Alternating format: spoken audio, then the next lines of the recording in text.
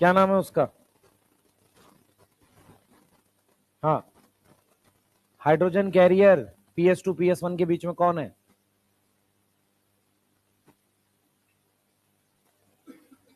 कैसे होगा सिलेक्शन और कब होगा? बैठ। और कोई? हाइड्रोजन कैरियर भाई PS2 PS1 के बीच में। भाई साहब आप बताओ, PS2 PS1 के बीच में हाइड्रोजन कैरियर PQ है। क्या नाम है PQ की फुल फॉर्म? प्लास्टोक्यूनॉन। प्लास्टोक्यूनॉन। ठीक है। PS1 का प्राइमरी रिसेप्टर बेटा FES। ठीक है। NADPH बनाने वाले एंजाइम का नाम? F। Full form? Ferredoxin NADP reductase. ठीक है।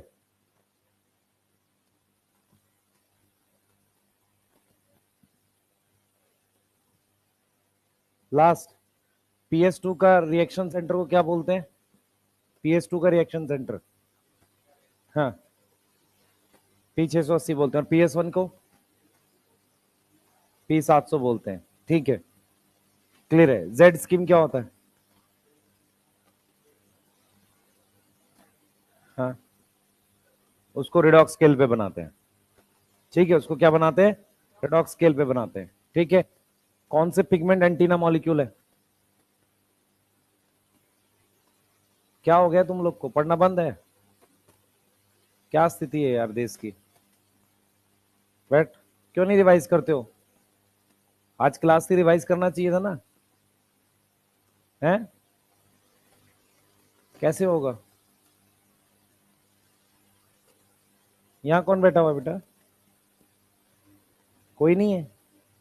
अच्छा। प्राइमरी एक्सेप्टर ऑफ, रुक जाओ, अभी मैंने क्या पूछा था? असेसरी पिगमेंट्स पूछे ना, कौन कौन से होते हैं? एंटीना कौन कौन से होते हैं?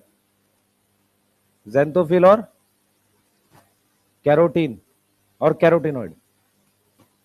कैरोटिनॉइड और कैरोटीन। कैरोटिनॉइड में तो जेंथोफिल आ ही गया। और बता। Chlorophyll B. ठीक है, बैठ। कलर क्या होता है भाई जेंथोफिल का? जेंथोफिल का कलर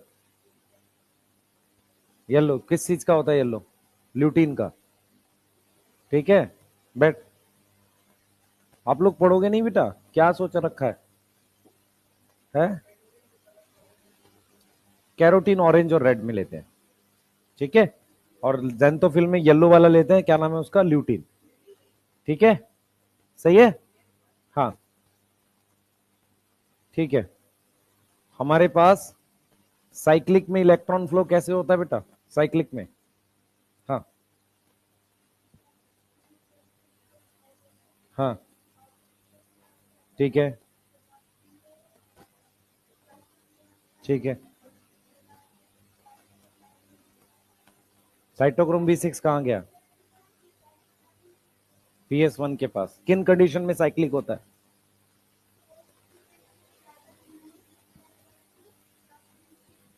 स्ट्रोमल लेमिली पे हो। ठीक है, बैठ जाओ पीछे। ग्रेनल थाइलाकॉइड और स्ट्रोमल लेमिली कहां पर ऑक्सीजन बनता है?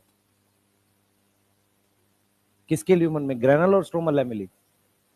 ग्रेनल। क्यों? क्यों? क्योंकि उस पे PS2 PS1 दोनों होता है। आप लोग बेटा जगह नहीं है बैठने का, कहां बैठा हुआ है तू? यहाँ पर? और कहां घूम रहे हो भाई तुम लोग? हैं? आप लोग पढ़ नहीं रहे हो ना? कोई दवाई मिलेगी बाद में एग्जाम के बाद, या कुछ सिलेबस खत्म हो जाए कुछ खाने को मिलेगा कि उससे अपने आप याद हो जाएगा? बेटा मैं 1 वीक के लिए बैन कर दूंगा कल, अगर जिसको याद नहीं हुआ ये पूरा जितना पढ़ा दिया। ठीक है, सही। उसके बाद तुम जहां एप्लीकेशन देनी हो दे देना, मैं अपनी क्लास से बैन कर दूंगा उसको 1 वीक के लिए, जिसको याद नहीं हुआ। आप लोग समझ नहीं रहे हो कि किस तरीके से पढ़ना है। घर पे जाके कॉपी रिवाइज तो किया करो, टेस्ट में ही पढ़ते हो सिर्फ। फिर तुम्हें स्ट्रेटेजी वीडियो देखनी है सबको,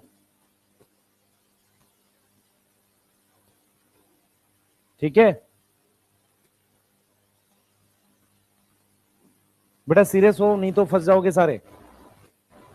पता नहीं किस चीज का वेट करने अभी, जो पढ़ा दिया उसको होना चाहिए कैसे भी करके।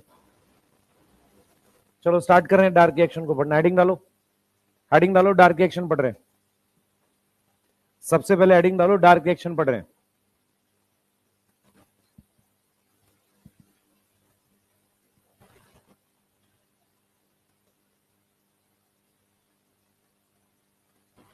चलो हेडिंग डालो, डार्क रिएक्शन पढ़ रहे हैं। हाँ भाई, डार्क रिएक्शन का एक और नाम क्या है, कौन बताएगा? बायोसिंथेटिक फेज, ठीक है। बोर्ड पे ध्यान रखो सारे, कोई कुछ लिखेगा नहीं, कोई कुछ लिखता हुआ ना मिल जाए मुझे। कहां से आ रहे हो भाई तुम लोग? क्लास तुम्हारी अगर लेट छूटे उससे मतलब नहीं है मुझे। वैसे टाइम 45 का, एट मैक्स 10, इसके बाद नहीं, ठीक है। लास्ट टाइम बोल रहा हूं मैं ये, सुने ध्यान से सब लोग। बच्चे आप लोग सीरियस हो जाओ पढ़ने को लेके, नहीं तो दिक्कत हो जाएगी। एकदम लास्ट चल रहा, आप लोग सीरियस नहीं है फिर भी।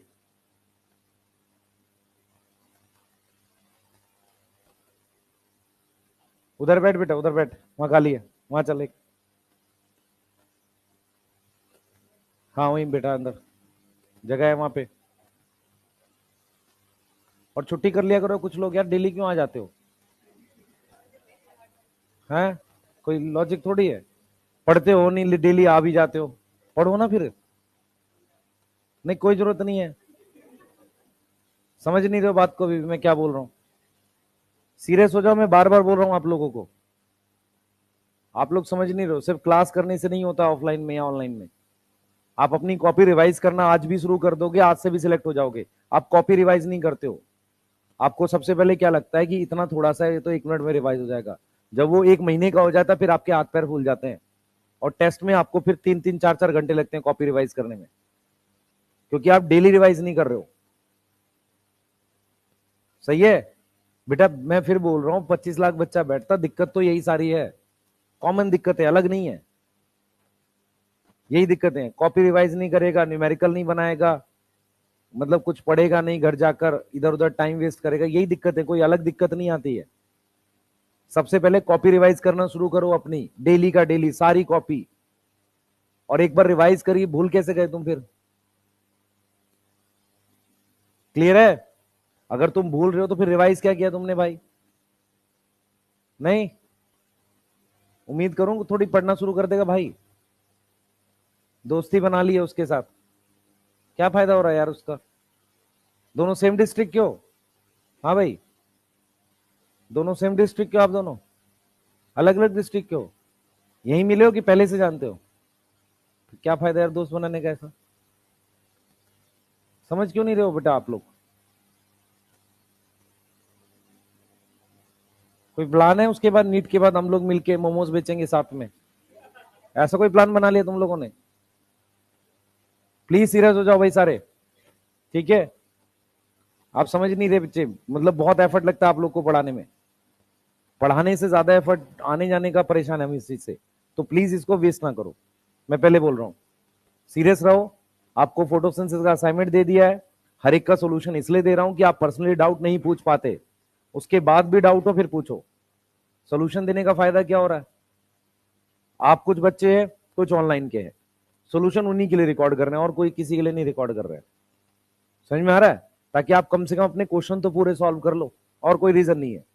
इससे पहले कभी सोल्यूशन रिकॉर्ड ही नहीं किया मैंने ऐसे, ठीक है। अब सुनो ध्यान से सारे बच्चे, बहुत ध्यान से सुनो, 2-3 मिनट जो बात बोलूंगा उसी को फिर मैं यहां लिखूंगा, ध्यान सुनेंगे सारे बच्चे। हम लोग आज पढ़ रहे हैं डार्क रिएक्शन। डार्क रिएक्शन और लाइट रिएक्शन क्या क्या होता है, इधर देख भाई, बोर्ड पे ध्यान रख, पिटाई कर दूंगा मैं। लाइट और डार्क रिएक्शन क्या होता है? लाइट रिएक्शन का मतलब होता है कि हमारे पास, उसको हम लाइट रिएक्शन बोलते हैं, या उसको हम बोलते हैं क्या, और कुछ नाम देते हैं, फोटोकेमिकल फेज। लाइट रिएक्शन और फोटोकेमिकल फेज, हम दो वर्ड यूज करते हैं, ठीक है। हम ये बोलते हैं बेटा कि लाइट रिएक्शन में क्या होता है, लाइट रिएक्शन में पानी टूटता है, सबसे पहले सुनो क्या क्या होता है। इलेक्ट्रॉन एक्साइट होता है, उसकी एनर्जी से पानी टूटता है, एटीपी और एनएडीपीएच बनता है। पानी जो टूटने से ऑक्सीजन बनी वो एक तरह का प्रोडक्ट है, वो आगे हमारे काम का नहीं है, इसलिए उसको क्या बोलते हैं, बाई प्रोडक्ट बोलते हैं। एटीपी और एनएडीपीएच जो बना वो आगे डार्क रिएक्शन में यूज होगा। आगे किस में यूज होगा, डार्क रिएक्शन में यूज होगा, इसीलिए उसको इंटरमीडिएट बोलते हैं। क्या बोलते हैं, इंटरमीडिएट। दूसरी बात क्या है बेटा, एटीपी और एनएडीपीएच दोनों में ऊर्जा होती है, एनर्जी होती है, इसलिए उन्हें हम नाम देते हैं हाई एनर्जी इंटरमीडिएट। तो लाइट रिएक्शन में हमारे पास क्या हुआ है, लाइट रिएक्शन में बेसिकली क्या हुआ, इसका एक और नाम हमने क्या रखा है, फोटोकेमिकल फेज। यस, तो फोटोकेमिकल फेज में हमारे पास जो जो चीजें हुई हैं वो इलेक्ट्रॉन एक्साइट हुआ था, और क्या हुआ है बेटा, पानी टूटा है। यस, और क्या क्या चीजें बनी हैं, एटीपी बनी है और एनएडीपीएच। यस, एनएडीपीएच बना है। इनको हम क्या नाम देते हैं, high energy intermediate. High energy intermediate क्यों कहते हैं, क्योंकि ये डार्क रिएक्शन में यूज हो जाएंगे, ये फोटोसिंथेसिस के फाइनल प्रोडक्ट में बाहर नहीं आता, ये फोटोसिंथेसिस के फाइनल प्रोडक्ट में बाहर नहीं आता, इसलिए हम इसे नाम देते हैं हाई एनर्जी इंटरमीडिएट। इंटरमीडिएट शब्द का मतलब है कि ये बाहर ऐसे आएगा नहीं फोटोसिंथेसिस के बाद, इसलिए इसको क्या बोल रहे हैं, हाई एनर्जी इंटरमीडिएट। दूसरा हम लिखते हैं डार्क रिएक्शन। डार्क रिएक्शन क्या होता है बेटा, सबसे पहले समझो ध्यान से, डार्क रिएक्शन का एक और नाम है बायोसिंथेटिक फेज। तो बायोसिंथेटिक फेज में आप क्या बना रहे हो, आप क्या कर रहे हो बेटा, आप CO2 से क्या बना रहे हो, ग्लूकोज फॉर्म कर रहे हो, इसलिए इसको आप क्या बोल रहे हो, बायोसिंथेटिक फेज बोल रहे हो। मेरी बात समझ में आ रही है, इसको आप क्या बोल रहे हो, बायोसिंथेटिक फेज बोल रहे हो। ठीक है, आप सुनना ध्यान से क्या होता है, इसको डार्क रिएक्शन कहते हैं, ये मिसनोमर है। मिसनोमर का मतलब होता है गलत नाम। मिसनोमर क्यों बोलते हैं, इसको ध्यान से सुनेंगे। डार्क रिएक्शन क्या होता है, ये किसमें नहीं होता, ध्यान सुनेंगे बेटा। डार्क रिएक्शन क्या है, ये डार्क रिएक्शन ऐसा नहीं होता कि ये रात में होगा, ये क्या होगा बेटा, it not require direct light, इसको डायरेक्ट लाइट नहीं चाहिए। सही है, इसको डायरेक्ट लाइट नहीं चाहिए, इसको क्या रिक्वायर है, प्रोडक्ट ऑफ लाइट रिएक्शन चाहिए। क्या चाहिए, प्रोडक्ट ऑफ लाइट रिएक्शन चाहिए। इसका मतलब ये दिन में होता है, it also occur in day, क्योंकि लाइट रिएक्शन कब होगा, डे में होगा। अब जरा जो मैं बातें बोलूंगा उसको ध्यान से सुनना, बहुत ध्यान से देखो। लाइट रिएक्शन मतलब पानी टूट, इलेक्ट्रॉन एक्साइट होना, पानी टूटना, ऑक्सीजन बनना, एनएडीपीएच और एटीपी बनना। डार्क रिएक्शन का मतलब है CO2 से ग्लूकोज बनना। डार्क रिएक्शन शब्द गलत वर्ड है, गलत वर्ड मतलब मिसनोमर है। मिसनोमर क्यों है, क्योंकि ये रात में नहीं होता, दिन में ही होता है। इसको डार्क रिएक्शन क्यों बोलते हैं, क्योंकि इसको डायरेक्ट लाइट नहीं चाहिए, लाइट में बनी हुई चीज चाहिए। तो लाइट में बनी हुई चीज तो दिन में ही बनेगी, समझ में आ रहा है, तो इसको डायरेक्ट लाइट नहीं चाहिए, इसलिए इसको डार्क रिएक्शन कहते हैं। डार्क रिएक्शन का वैसे मीनिंग होना चाहिए था रात में होने वाला, ये रात में नहीं होता, दिन में ही होता है। सही है, इसको डायरेक्ट क्या नहीं चाहिए, लाइट नहीं चाहिए, लाइट का प्रोडक्ट चाहिए। अब दूसरी बात सुनो ध्यान से, जब हमारे पास सुबह होती है, मॉर्निंग होती है, तो मॉर्निंग में सबसे पहले लाइट रिएक्शन चालू होता है। लाइट रिएक्शन क्या यूज करना शुरू कर देता है, पानी। ठीक है, पानी यूज करने के बाद वो क्या करता है, NADP प्लस और ADP से वो बना देता है क्या, NADPH और ATP बना देता है। ठीक है, ये चीज जाकर किस में खर्च होती है, डार्क रिएक्शन में। डार्क रिएक्शन में एंटर क्या करता है, CO2, बाहर क्या निकलता है, ग्लूकोज। इसमें क्या एंटर किया है, H2O, बाहर क्या निकला है, ऑक्सीजन। अब मैं जो बात बोलूंगा सुनो, जब सुबह होती है, अर्ली मॉर्निंग होती है, एकदम सुने ध्यान से सब लोग, जब सुबह होगी तो सबसे पहले लाइट रिएक्शन चालू होता है। लाइट रिएक्शन क्या करता है, पानी को तोड़ के ऑक्सीजन बनाता है, ये चीजें बनाती हैं। जब कुछ अमाउंट इसका बन जाता है, उसके थोड़ी देर बाद डार्क रिएक्शन चालू होता है। इसका मतलब जब मॉर्निंग में फोटोसिंथेसिस चालू होगी, थोड़ी देर तक लाइट रिएक्शन चलने के बाद, उसका कुछ प्रोडक्ट बनने के बाद ही डार्क रिएक्शन चालू होता है। ऐसे ही शाम में क्या होगा, इवनिंग में पहले लाइट रिएक्शन रुकेगा, लाइट रिएक्शन ने ये चीजें बनाई हैं। अब जब तक ये पूरी तरीके से खर्च नहीं हो जाती, सही है, डार्क रिएक्शन चलता रहेगा। तो मान लो शाम के 6 बजे अंधेरा हो रहा है, तो 6 बजे लाइट रिएक्शन रुक गया पूरी तरीके से। लाइट रिएक्शन ने ये चीजें बनाई, जब तक ये पूरा खर्च नहीं हो जाएगा तब तक डार्क रिएक्शन नहीं रुकेगा। इसका मतलब ये है कि सुबह में पहले लाइट चालू होता है, उसके पीछे क्या होता है, डार्क रिएक्शन होता है।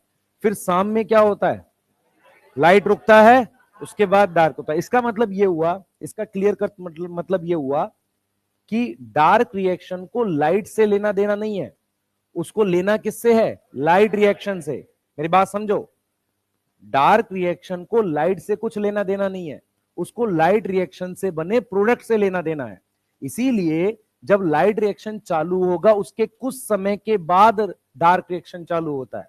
और जब आपको मान लो शाम में पहले लाइट रिएक्शन रुकेगा, फिर कुछ समय के बाद डार्क रिएक्शन रुकेगा। और डार्क रिएक्शन कब रुकेगा, जब NADPH और ATP पूरी तरीके से खर्च हो जाए। यहां तक कोई डाउट है, यहां तक कोई डाउट है, ठीक है। इससे क्या साबित होता है, इससे यह साबित होता है, देखो डार्क रिएक्शन लाइट जाने के बाद भी थोड़ी देर तक चला, इसका मतलब उसे लाइट तो नहीं चाहिए, समझ में आ रहा है। दूसरा, वो रात में चलता तो नहीं रहा, रुक भी गया, इसका मतलब उसको लाइट रिएक्शन का क्या चाहिए, प्रोडक्ट चाहिए। ये समझ में आ रहा है, बोलो।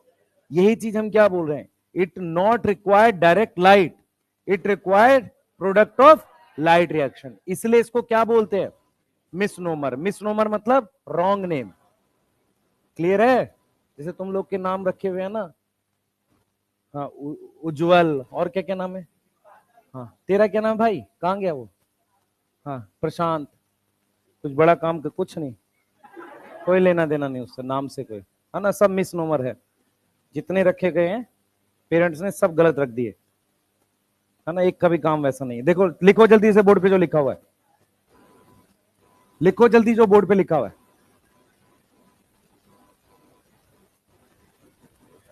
First light reaction start, then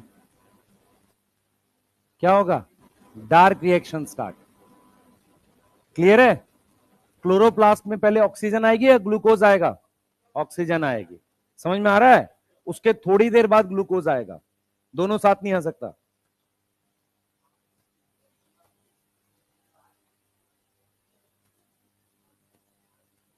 भाई प्लांट के नीचे इसलिए नहीं सोना चाहिए, रेस्पिरेशन सुबह भी होती है रात में भी होती है, फोटोसिंथेसिस सिर्फ दिन में होती है। तो रात में जब रेस्पिरेशन हो रही होगी तो वो CO2 छोड़ रहा होगा ना, और तुम्हें क्या चाहिए, ऑक्सीजन। तो तुम्हारे आसपास अगर CO2 की कंसंट्रेशन बढ़ जाएगी तो प्रॉब्लम होगी। हाँ बेटा, कौन क्या पूछ रहा है, एक मिनट। नहीं करता ना, प्लांट को यूज करना है उसे बार बार, थोड़ा ही है वो, उसको रिसाइकिल करते रहना है। जैसे मान लो ये 2-2 हजार बन गए, फिर ये खर्च हो जाएंगे तो वापसी 2 हजार ही आ जाएगा, फिर ये बनता रहता है, समझ में आ रहा है। ठीक है, यूज ऐसा नहीं कि बहुत सारा बना लेंगे तो फिर तो रात में भी होता रहेगा। अगर मैं अगर ये चीज बाहर से दे दूं ना इंजेक्शन से प्लांट में, NADPH और ATP, तो रात में भी खाना बन सकता है, क्योंकि डार्क रिएक्शन को तो सिर्फ ये दो चीजें चाहिए और CO2 चाहिए। हाँ बेटा, क्या, ठीक है, बढ़िया, शाबाश, तू यही पूछा कर। और बता, इन इवनिंग तो भाई उधर से आता है ना, किस साइड से आता है, AN कॉलेज की तरफ से, किधर से आता है, उधर से ही आता है ना, है। मुझे भी ले आकर साइकिल पे साथ में, मैं खामांगा पैसे खराब करता हूँ कैब के, हैं साइकिल ले लूं। वाह, किसने, सुभाष सर ने तो नहीं कहा ये, चलो पढ़ लो भाई, पढ़ लो यार तुम लोग। भाई कल मेरी रात में क्लास खत्म हुई है, मैं सुबह 3 बजे घर से निकला हूं, तब यहां आया हूं। हाँ मैं सुबह आया हूं आज, इसलिए कह रहा हूं कि तुम लोग पढ़ा करो, टाइम वेस्ट करते हो।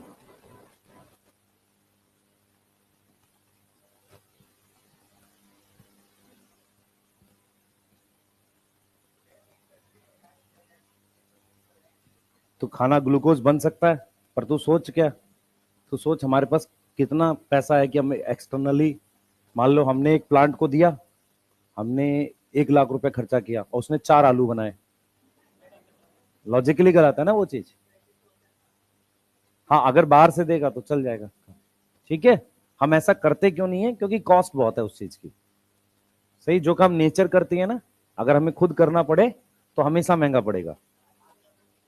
है, पॉसिबल है पर देना नहीं चाहिए। जैसे मैं तेरे से कहूँ, हाँ ठीक है बस पॉसिबल है, मान लो यहाँ खोदेंगे, इसके बिल्डिंग के नीचे खोदेंगे तो सोना निकल सकता है, कौन मना बोल रहे? हाँ, माल पर खोदने की कॉस्ट आ रही है 50 लाख रुपए, सोना निकला है 5,000 रुपए का, क्या करेगा उसका? कॉस्ट नहीं आएगी ना, ठीक है। अब तुम लोग केमिस्ट्री पता नहीं कैसे पढ़े हो 10th में भी, पढ़ो चलो कोई नहीं। हाँ सब कोविड था। है, मैं ये बात समझ में आ गई सबको? पहले कौन रुकेगा? लाइट, फिर डार्क, पहले लाइट चालू होगा फिर डार्क, ठीक है। बस इतनी बात याद रखें, चलो आगे चलेंगे। लिख लिया? थोड़ा हाथ तेज चलाएं।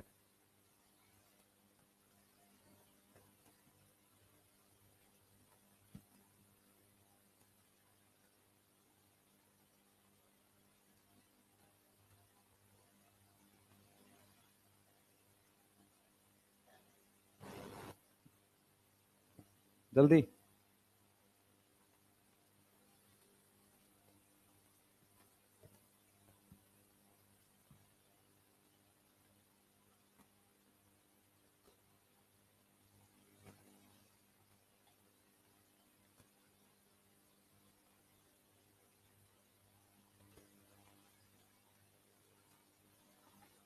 जल्दी करो, जल्दी जल्दी फास्ट।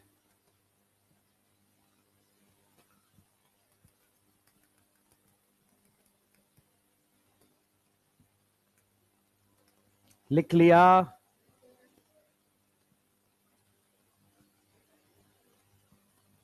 हाँ बेटा। नहीं नहीं, वो तो वहां प्रेजेंट है बेटा। ये रीज मैं अगर तेरे से पूछूं कि अगर क्वेश्चन आ जाए कि NADP प्लस किस रिएक्शन में बनता है, तो डार्क रिएक्शन बोल दे, क्योंकि वो NADPS से कन्वर्ट होगा ना। भाई ये तो चीज ऐसी है कि जो रिसाइकिल होती है, सही है। लाइट में NADP प्लस से क्या बनता है? NADPH। ADP से क्या बनता है? ATP। डार्क में क्या होता है? यही NADPH किस में कन्वर्ट होता है? NADP प्लस में। अगर क्वेश्चन आ जाए कि NADPH की ऑक्सीडेशन किस में होती है, हाइड्रोजन हटिंग को क्या बोलोगे? ऑक्सीडेशन, तो वो डार्क रिएक्शन में। और अगर आपको पूछा जाए NADP प्लस की रिडक्शन किस में होती है? लाइट रिएक्शन में। समझ आ रहा है? इस तरह का क्वेश्चन आएगा, ठीक है। लिख लिया? हाँ बेटा। नहीं नहीं, ग्लूकोज बहुत सारा बनता है दिन भर। एक्चुअल में क्या है, प्लांट बहुत सारा ग्लूकोज बनाता है जिसको हम लोग भी खा रहे हैं। तो पर फोटोसिंथेसिस दिन में चलती है, दिन और रात, सुन तो सही, दिन और रात उसमें से थोड़ा सा ग्लूकोज यूज करके रेस्पिरेशन होता है। तो रात में ग्लूकोज बन तो नहीं रहा है, पर रेस्पिरेशन चलता रहेगा। मान लो हम प्लांट ने 200 ग्लूकोज बनाया दिन भर में, उसमें से वो 10 खाता है दिन में, 10 खाता है रात में। तो दिन के समय 200 बना रहा है ना, उसमें से 10 माइनस होना पता नहीं चलेगा, सही है। और दूसरा क्या है कि दिन के समय इतनी ज्यादा ऑक्सीजन बनाता है कि जो ऑक्सीजन खर्च कर रहा है वो पता नहीं चलता है दिन में। लेकिन रात में क्या करेगा वो? रेस्पिरेशन तो होगी ना, तो जो ऑक्सीजन खर्च कर रहा है और CO2 बना रहा है, ये रात में पता चलती है। समझ में आ गया? ठीक है भाई, दिन में ऑक्सीजन नहीं ले रहा, मैं क्या बोल रहा हूं सुनो। रेस्पिरेशन के लिए जितनी ऑक्सीजन उसे चाहिए उससे ज्यादा बन रही है तो उसको नहीं दिक्कत है। रात में ऑक्सीजन बन नहीं रही है?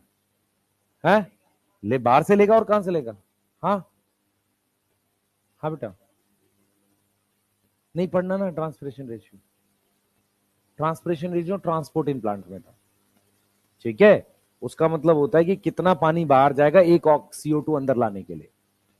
जैसे मान लो एक CO2 लाने के लिए 200 पानी के मॉलिक्यूल बाहर गए, एक्सचेंज होता है, उसे कहते हैं ट्रांसपिरेशन रेशियो है। लाइट रिएक्शन का रेट ज्यादा होगा तो ज्यादा होगा, उससे क्या फर्क पड़ रहा है? नहीं, डार्क रिएक्शन भी ज्यादा होना चाहिए ना। नहीं, लाइट और डार्क दोनों ज्यादा होगा तब फोटोसिंथेसिस होगी, लाइट अकेले से नहीं होगा। आगे चले, बोल बोल जल्दी। अरे मैं कह रहा हूं दिन में भी चाहिए उसे O2। अरे भाई सुन लो 1 मिनट सारे, प्लांट को दिन के समय भी ऑक्सीजन चाहिए, पर उसको चाहिए 10 ऑक्सीजन, वो बना रहा है 200, तो नेट 190 बाहर आ रही है। ठीक है, रात के समय भी उसको 10 ही चाहिए, पर बना 0 रहा है, तो रात के समय ऑक्सीजन अंदर आएगी। यही तो पढ़ रहे हैं, नहीं समझ में आया? हाँ बेटा, बेसिक बेसिक चीजें ध्यान रखा करो। आगे चलो, मामला देखते हैं आगे। हेडिंग डालो, पढ़ रही है, हेडिंग डालो डिस्कवरी ऑफ डार्क रिएक्शन पढ़ रहे हैं। हेडिंग डालो डिस्कवरी ऑफ डार्क रिएक्शन, कैसे डिस्कवर हुई, जल्दी। हाँ भाई, अगर वो फोटोसिंथेसिस करे, कोई नहीं है, किसने कहा है? बिना लाइट के कैसे करेगा फोटोसिंथेसिस? किसने कहा ये? मैं तो पढ़ा नहीं ऐसा। कहां पढ़ा है तुमने? व्हाट्सएप पे? स्कूल में भी बताया था? लॉजिकल लॉजिक तो बताओ ना मुझे, रात में कैसे करेगा फोटोसिंथेसिस? कीमोसिंथेसिस। बच्चे, किसी भी प्लांट को फोटोसिंथेसिस करने के लिए लाइट चाहिए ना।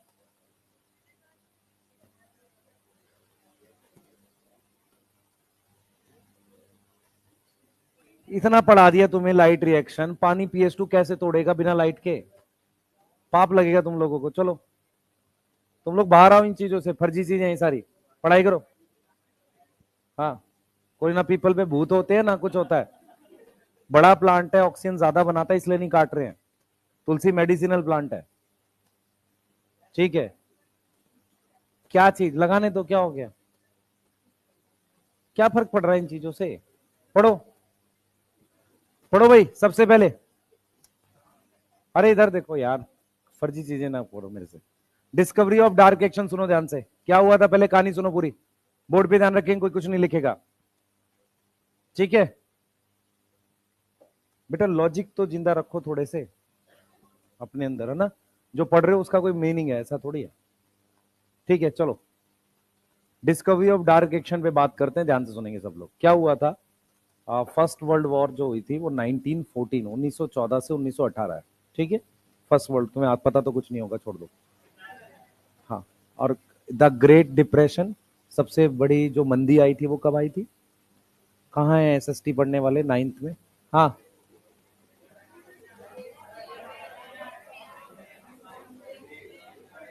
पूरे वर्ल्ड में सबसे बड़ी मंदी आई थी, आर्थिक मंदी कब आई थी? एक एक करके। हाँ भाई तू बता। हाँ, क्या पढ़ते हो यार तुम लोग? 1929 से, सही है, 33 सही है। नालायक कहीं के, कुछ नहीं आता किसी को, चुप रहो बस, पढ़ो। सुनो ध्यान से, मैं क्या बता रहा हूं सुनो। 1914, 1918 first world war, second world war 39 से 45। ठीक है, सेकेंड वर्ल्ड वॉर का सबसे नेगेटिव इंपैक्ट था, हमने रेडियो एक्टिविटी, रेडियो एक्टिविटी क्या होती है? एक अनस्टेबल न्यूक्लियस जब अल्फा बीटा गामा रेडिएशन निकालता तो उसे हम क्या बोलते हैं? रेडियो एक्टिविटी बोलते हैं। ठीक है, तो हमने सेकेंड वर्ल्ड वॉर में क्या किया? रेडियो एक्टिविटी का नेगेटिव यूज किया, समझ में आ रहा है? बॉम्ब गिराकर, ठीक है, रेडियो एक्टिविटी का नेगेटिव यूज किया। तो डार्क रिएक्शन की डिस्कवरी जिस साइंटिस्ट ने करी, उन्होंने रेडियो एक्टिव का पॉजिटिव यूज दिखाया, इस वजह से 1960 के आसपास उन्हें नोबेल प्राइज भी दिया गया। मेरे को सिर्फ इतनी बात बतानी है आपको, सेकेंड वर्ल्ड वॉर में रेडियो एक्टिविटी का क्या किया गया था? Negative use. उसको, उसका पॉजिटिव यूज कहां दिखाया? डिस्कवरी ऑफ डार्क रिएक्शन में। ये वाली बात समझ में आ रही है? ठीक है, अब यहां पर हम क्या बात कर रहे हैं? लोकेशन की बात कर रहे हैं। तो सबसे पहले अगर हम लोकेशन की बात करें डार्क रिएक्शन की, तो वो मेरे पास कहां होता है? स्ट्रोमा। कहां होता है? स्ट्रोमा। साइंटिस्ट का नाम जिसने डार्क रिएक्शन से रिलेटेड काम किया, कैल्विन, मेल्विन कैल्विन नाम था, कैल्विन ने किया। देखो उन्होंने क्या किया, सुनना ध्यान से। उन्होंने क्या किया, पहले सुनो सब लोग। उन्होंने एक बीकर लिया, इस बीकर में एल्गी ले ली, ठीक है, एल्गी ली है सिंगल सेल वाली, ठीक। उन्होंने क्या किया, इस एल्गी को ले लिया और इस एल्गी को बाहर से CO2 दिया। ये नॉर्मल CO2 नहीं दिया, C14 वाला दिया। नॉर्मल कार्बन की जो मॉलिक्यूलर वेट होता है वो 12 होता है, सही है। रेडियो एक्टिव कौन सा है? C14, सही है। C14 वाला CO2 दिया। अब क्या हुआ, ध्यान से सुनेंगे सारे बच्चे, अब क्या हुआ, उन्होंने क्या किया, जब इसको CO2 दी C14 वाली, तो ये सारी एल्गी फोटोसिंथेसिस कर रही थी। इन्होंने क्या किया, 15 मिनट बाद इस एल्गी को निकाला, इसको गर्म पानी में किल कर दिया, और ये देखा कि उसके क्लोरोप्लास्ट के अंदर कौन सा कंपाउंड रेडियो एक्टिव हो रहा है। तो पता ये चला कि 15 मिनट के बाद हमारे पास एक ए कंपाउंड है, वो रेडियो एक्टिव है। वो क्या हो गया, रेडियो एक्टिव हो गया 15 मिनट के बाद। ये बात समझ में आ रही है, क्लोरोप्लास्ट के अंदर। तो इसका मतलब जो कार्बन डाइऑक्साइड गई थी वो इस वक्त किस में प्रेजेंट है, ए में प्रेजेंट है। ये बात समझ में आ रही है, बोलो, ठीक है। फिर उन्होंने क्या किया, आधे घंटे के बाद दूसरी एल्गी निकाली और उसको भी गर्म पानी में किल कर कर उसके क्लोरोप्लास्ट में से कंपाउंड निकाले। तो पता ये चला कि अब हमारे पास ए और डी ये दोनों रेडियो एक्टिव हैं। कितने टाइम के बाद, 30 मिनट के बाद। मेरी बात समझ पा रहे हो। अब उन्होंने क्या किया, उन्होंने फिर दोबारा 15 मिनट के बाद जब चेक किया तो ए, डी और मैं बोल सकता हूं सी, ये 3 कंपाउंड हमें रेडियो एक्टिव मिले। तो इससे ये आइडिया लगा, ध्यान सुनेंगे, मैं ये ए डी सी क्या है मैं बताऊंगा। इससे ये आइडिया लगा कि जब CO2 एंटर करी होगी तो किसी चीज से कंपाउंड ए बना होगा, फिर डी बना होगा, और फिर क्या बना होगा, सी बना होगा। मेरी बात समझ में आ रही है, क्योंकि पहले रेडियो एक्टिविटी ए में आई, अब ए के साथ डी में आई, फिर ए, डी और सी तीनों में आई। मेरी बात समझ में आ रही है। अच्छा, कुछ बच्चों को लगेगा सर पहले ए में आनी चाहिए, फिर डी में आनी चाहिए, सी में नहीं, क्योंकि बाहर से CO2 लगातार आती जा रही है, तो ए तो रहेगा ही रेडियो एक्टिव। उसके बाद ए कन्वर्ट हुआ होगा किसमें, डी में, डी कन्वर्ट हुआ होगा सी में। इस टेक्निक को कहते हैं रेडियो आइसोटोप ट्रेसर टेक्निक, जो वैन नील वाले में भी हमने पढ़ा था। ये समझ में आ रहा है, वैन नील पढ़ा था हमने, वहां भी पढ़ा था। तो हम यहां पर क्या बोल रहे हैं बेटा, इन्होंने यूज किया C14, है ना, क्या यूज किया, C14। इसको हम क्या बोलेंगे, रेडियो एक्टिव कार्बन, सही है, ठीक है। और टेक्निक का नाम क्या लिखेंगे, radio isotope, radio isotope tracer technique, yes. और ये कार्बन किसको दी इन्होंने क्या की, रेडियो एक्टिव CO2 किसको दिया, एल्गी को। रेडियो एक्टिव CO2 किसको दिया बेटा, is given to algae, yes. किसको दे दिया, एल्गी को। उससे क्या उन्हें पता चला, वो फाइंडिंग्स इंपॉर्टेंट है, मेरी बात सुनो ध्यान से, वो फाइंडिंग्स इंपॉर्टेंट है। उनको ये पता चला कि जो डार्क रिएक्शन होता है, देखो डार्क रिएक्शन, मेरी बात समझो ध्यान से, अगर मैं कोई एक केमिकल रिएक्शन लिखता हूं, ए से बी बनना, ये केमिकल रिएक्शन है। यदि इसको एंजाइम कराता है तो इसको हम कहते हैं, इसको हम क्या बोलते हैं, मेटाबॉलिक रिएक्शन। इस बात में कोई डाउट है किसी को, ऐसा केमिकल रिएक्शन जिसको कोई एंजाइम कराए उसको क्या बोलते हैं, मेटाबॉलिक रिएक्शन। समझ में आ रहा है। दूसरी बात, अगर मैं आपस में केमिकल रिएक्शंस को जोड़ दूं तो इसको बोलते हैं मेटाबॉलिक पाथवे। समझ में आ रहा है, बोलो, मेटाबॉलिक पाथवे। मेरी बात समझ में आ रही है। मेटाबॉलिक पाथवे कई तरह के होते हैं, जिसमें कोई चीज बन रही होती है या कोई चीज टूट रही होती है। तो अगर मैं ये बोलूं कि केल्विन ने रेडियो एक्टिव CO2 यूज करके बायोसिंथेटिक पाथवे फाइंड का स्टेप्स फाइंड किए, इसका मतलब उन्होंने वो सारे रिएक्शन पता करे जिसके थ्रू CO2 फिक्स होती है। बायोसिंथेटिक पाथवे समझ पा रहे हो, काफी सारे केमिकल रिएक्शन जो CO2 से ग्लूकोज बना रहे होंगे। समझ आ रहा है, केमिकल रिएक्शन, ठीक है, एंजाइम से होगा तो मेटाबॉलिक रिएक्शन, सारे केमिकल रिएक्शन जोड़ दो, मेटाबॉलिक पाथवे। मेटाबॉलिक पाथवे का एक उदाहरण बायोसिंथेटिक पाथवे। समझ में आ रहा है। तो हम क्या बोल सकते हैं यहां पर, बताओ जल्दी से, क्या बोलेंगे बेटा यहां पर, यहां क्या लिखूंगा, फाइंडिंग्स में सबसे पहले उन्होंने क्या पता किए, उन्होंने पता किए steps of biosynthetic pathway. Yes, biosynthetic pathway जो क्या करता है, विच फिक्स, क्या फिक्स करता है, CO2, जो फिक्स करता है CO2। बायोसिंथेटिक पाथवे जो फिक्स करता है CO2, जिसको हम किस नाम से जानते हैं, अब उसे हम किस नाम से जानते हैं, कैल्विन साइकिल। किस नाम से जानते हैं, कैल्विन साइकिल। और उसका एक और नाम है C3 साइकिल। तो उन्होंने वो सारे स्टेप्स पता करे जो डार्क रिएक्शन के होते हैं, जो किसके रिएक्शन स्टेप्स हैं, डार्क रिएक्शन के। तो उन्होंने स्टेप्स पता किए किसके, डार्क रिएक्शन के। किसने पता किए, कैल्विन ने। ऐसे पता किए, जो मैंने ये लिखा है ना बेटा, इस तरीके से पता किए। दूसरा, सबसे पहले ये बना है CO2 से, तो दूसरा उन्होंने बोला कि जो फर्स्ट फिक्सेशन प्रोडक्ट है, फर्स्ट फिक्सेशन प्रोडक्ट का मतलब है कि जो पहली बार CO2 जुड़ने के बाद बना वो क्या था बेटा, वॉज PGA। PGA, PGA क्या है सुनेंगे ध्यान से। फॉस्फो, पी से क्या है फॉस्फो, जी से क्या है ग्लिसरिक, ए से क्या है एसिड। ठीक है, मेरी बात सुनना ध्यान से, ये 3 कार्बन का एसिड है, सही है, 3 कार्बन का एसिड है। मेरी बात बहुत ध्यान से सुनो, जब आप ग्लिसरिक शब्द देखो तो एक ग्लिसरॉल से आया है। ग्लिसरॉल 3 कार्बन का होता है, हमने मेम्ब्रेन वाले में भी बताया था आपको, ठीक है। तो 3 कार्बन का कंपाउंड जिसकी एक कार्बन पर फॉस्फेट जुड़ा हो और एक पर COH ग्रुप हो। तो अगर मैं सिंपल भाषा में कहूं, पूरा स्ट्रक्चर मुझे नहीं भी पता, पर मुझे ये पता एक तरफ COH है और एक तरफ फॉस्फेट है। ये समझ में आ रहा है? ठीक है, तो इसका ज्यादा अच्छा नाम होगा कि तीसरी कार्बन पर फॉस्फेट है। अगर आप देखो नॉमेनक्लेचर में COH पहले आएगा, सही है, और तीसरी कार्बन पर क्या है फॉस्फेट, तो इसका पूरा नाम क्या होगा 3PGA। 3PGA, यहां तक कोई डाउट? यहां तक देखो, मैं फिर रिपीट कर रहा हूं पूरी स्लाइड। डार्क रिएक्शन कहां डिस्कवर हुआ? स्ट्रोमा में। किसने किया? कैल्विन ने। कैल्विन ने पहली बार, एनसीईआरटी लिखती है कि कैल्विन का वर्क एग्जाम्पलरी है। एग्जाम्पलरी मतलब एक्सेप्शनल, बहुत अच्छा। उन्होंने क्या किया, फर्स्ट टाइम रेडियो एक्टिविटी का कैसा यूज दिखाया? Positive use. First time radio activity का पॉजिटिव यूज दिखाया, ठीक है, क्लियर, पॉजिटिव यूज दिखाया, यस। अब क्या हुआ बेटा, जो उन्होंने मेथड यूज किया वो ये वाला यूज किया। उनकी जो फाइंडिंग्स थी, सबसे पहले उन्होंने क्या देखा, उन्होंने देखा कि बायोसिंथेटिक फेज जो है डार्क रिएक्शन, उसके स्टेप्स पता किए, कौन कौन से स्टेप्स हैं। दूसरा उन्होंने बोला कि जो पहला प्रोडक्ट बनेगा बायोसिंथेटिक फेज में, जैसे मान लो ए से डी बनता है, सी बनता है, तो CO2 जुड़ने के बाद ये जो ए है ये क्या है? ये 3 कार्बन का एसिड है जिसे हम क्या बोल रहे हैं? 3PGA बोल रहे हैं। 3 कार्बन का एसिड है, समझ में आ रहा है? PGA शुगर नहीं है। शुगर होने के लिए मेरे पास या तो CHO ग्रुप चाहिए या मेरे पास कीटोन ग्रुप चाहिए। समझ में आ रहा है? या तो CHO चाहिए या कीटोन चाहिए। एक से ज्यादा OH ग्रुप चाहिए, ऐसे एक से ज्यादा OH ग्रुप, या तो CHO या कीटोन, तब शुगर बोलते हैं।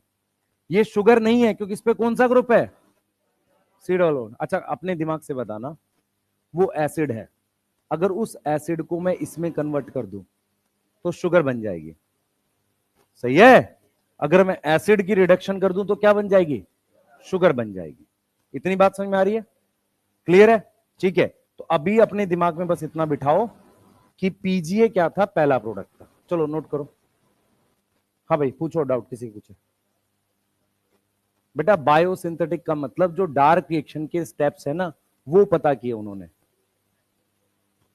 भाई रिएक्शन को कहते हैं मेटाबॉलिक रिएक्शन, जुड़े हुए मेटाबॉलिक रिएक्शन, मेटाबॉलिक पाथवे। वो 2 तरह के हो सकता है, या तो कैटाबॉलिक या एनाबॉलिक। एनाबॉलिक मतलब कोई चीज बन रही है, तो बायोसिंथेटिक पाथवे जो है उसमें कोई चीज बन रही है। क्या बन रहा है? ग्लूकोज। तो वो क्या हो गया, बायोसिंथेटिक बोल ले या एनाबॉलिक बोल ले, ठीक है। हम जब एक से ज्यादा केमिकल रिएक्शन जोड़ देते हैं ना, मेटाबॉलिक रिएक्शन, तब उसे पाथवे बोलते हैं। बिना एंजाइम के कोई रिएक्शन नहीं होता सेल में। ऐसा कोई रिएक्शन ही नहीं है जो बिना एंजाइम के होता हो हमारी बॉडी में। अगर एंजाइम करा रहा है तो कौन से रिएक्शन होंगे? Metabolic reaction. तो उनको जोड़ने से क्या बनेगा? Metabolic pathway. ग्लाइकोलिसिस क्या है? मेटाबॉलिक पाथवे है, ठीक है। और पूछो, कोई कुछ पूछना चाह रहा है?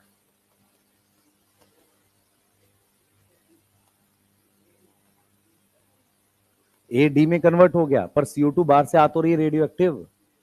हाँ, तो ए तो बन ही रहा है ना लगातार। हाँ, तो डी तो बन ही रहा है फिर भी। तो पहले ए में रेडियो एक्टिव आई, ठीक है, सही है। मान ले इधर से पिटाई करना चालू करते हैं, पहले एक झापड़ इसको, फिर इसको एक और मारेंगे, उसको भी मारेंगे, फिर इसको तीसरी बार फिर मारेंगे, फिर 3 को मारेंगे।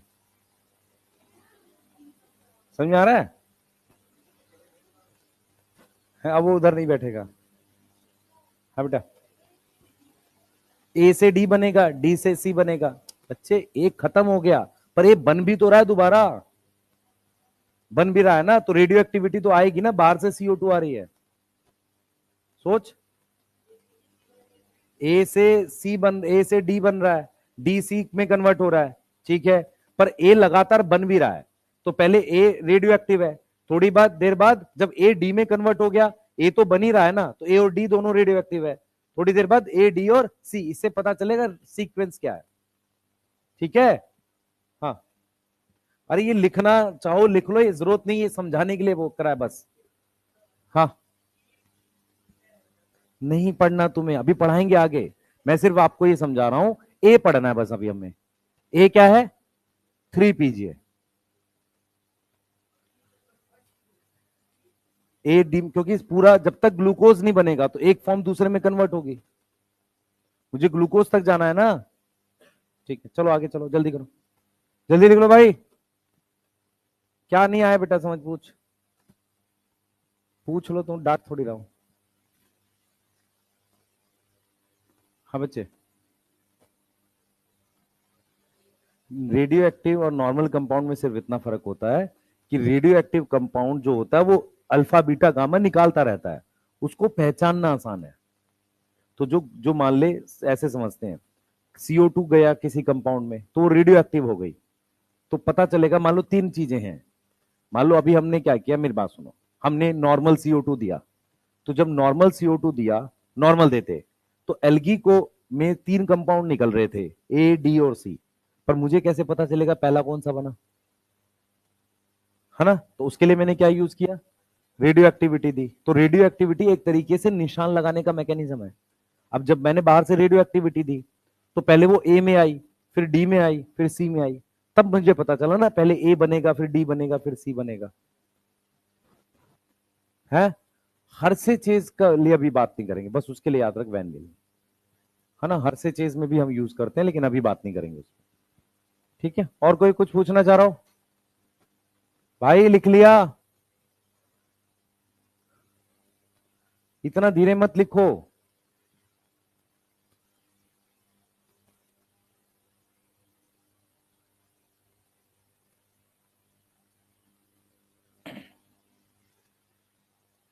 भाई आप अगर जो नोट्स लिखवा रहा हूं उसको ईमानदारी से याद कर लो, उसके बाहर भी एक क्वेश्चन नहीं जाएगा। मैं खुल के बोल रहा हूं इस बात को, मैं एनसीईआरटी सारी कवर कर देता हूं, तो ईमानदारी से अपने नोट्स ही याद कर लो तुम, मत जाओ एनसीईआरटी पढ़ने, आप कोई दिक्कत नहीं है, कोई वर्ड समझना है वीडियो में से देख लो, पर मेक श्योर आप नोट्स याद कर लो, उसके बाहर नहीं जाएगा एक भी क्वेश्चन। ठीक है, मैं तो ये जानबूझ के बोलता है एनसीईआरटी पढ़ लिया करो, अच्छा रहेगा, पर कम से कम नोट्स तो याद कर लो। सही बात है भाई। हाँ, कौन है ये? है, नहीं शांत नहीं रहेगा भाई, असल में क्या है, कम से कम 1-2 नीट लगता है सदमा लगने के लिए, उसके बाद एकदम सदमा लग जाता है, रिस्पॉन्स ही नहीं आता, 2-4-10 न्यूरॉन कम हो जाते हैं। हाँ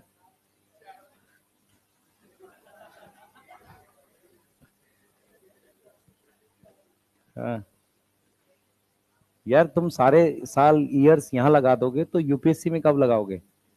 वहां भी तो लगाना है ना, बाय डिफॉल्ट बिहार से हैं, तो वो भी तो करना ही है ना एक बार, वो भी तो करके देखना है। नहीं है, नहीं बेटा, वो तो करके देखना ही है आप लोगों को, है ना? वहां भी तो जाना है ना, वहां पे भी एक छोटे से कमरे में मुखर्जी नगर में जाके रहना है, दिल्ली में, है ना? हाँ, हाँ, क्या चीज? Radio isotope tracer, tracer technique, trace करना, पता लगाना।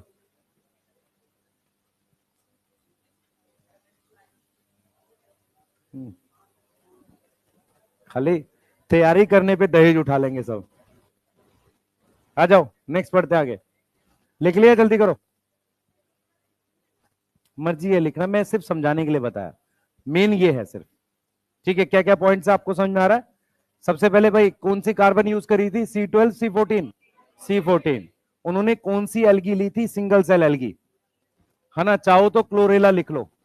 क्या यूज किया था उन्होंने? क्लोरेला, एल्गी यूज करी थी। नहीं भाई, क्लोरेला लिया था, क्लोमेडोमोनास नहीं लिया था। अपने आप मत बना। देख तेरे को मैं अगर पूरे पूरे पॉइंट्स दे बताऊं यहां पे, देख इधर हमारे पास scientist rather what was the first product, ये पता किया उन्होंने। ठीक है, देखो वर्ल्ड वॉर सेकंड के बाद कुछ ऐसे एफर्ट हुए जिसमें रेडियो आइसोटोप्स को किसमें यूज किया गया? बेनिफिट में। उन्होंने क्या लिया देख, रेडियो एक्टिव C14। इसने किसी एल्गी का नाम भी नहीं लिखा है, सिर्फ एल्गल फोटोसिंथेसिस लिखी है। समझ में आ रहा है? इसलिए अपनी दिमाग मत लगाओ। उन्होंने क्या बताया, पहला प्रोडक्ट क्या बनेगा? तो पहला प्रोडक्ट क्या था? 3 कार्बन का ऑर्गेनिक एसिड था, क्या नाम है उसका? PGA। ठीक है, फिर उन्होंने कंप्लीट बायोसिंथेटिक पाथवे की वर्किंग मतलब क्या स्टेप्स हैं? वर्कआउट करना। वर्कआउट मतलब पता लगाना, पूरे स्टेप्स पता लगाए। ठीक है, उसको बाद में हम क्या नाम से जानते हैं? Calvin cycle. ठीक है, फर्स्ट प्रोडक्ट क्या था बेटा? फॉस्फोग्लिसरेट एसिड, या इसको क्या बोलते हैं? PGA। ठीक है, अब PGA में कितनी कार्बन है? 3। सही है, तीसरी कार्बन पर फॉस्फेट है, इसलिए 3 PGA लिख रहे हैं। सही है, कौन सी कार्बन पर है? अब इसमें तुम्हें जितना चीज चाहिए था उतना लिख दिया हमने वहां पे। ठीक है, सही है, बायोसिंथेटिक पाथवे वर्कआउट किया और पहला प्रोडक्ट बताया, वो क्या है? 3 PGA, जो 3 कार्बन का एसिड है। ऑर्गेनिक लिख देते हैं यहां पर। ऑर्गेनिक के अलावा और कोई एसिड होता है क्या? ऑर्गेनिक के अलावा और कोई एसिड होता है? Mineral acid, sulphuric acid, mineral acid होते हैं। ठीक है, सल्फ्यूरिक एसिड को क्या बोलते हैं? Mineral acid. चलो, कोई लिख रहा है? हाँ भाई, ये लिख लिया सबने? कोई बेटा जल्दी कर, कितना धीरे लिखेगी? और कोई?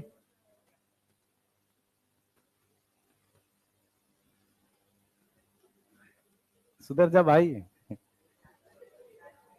नहीं है सब? कई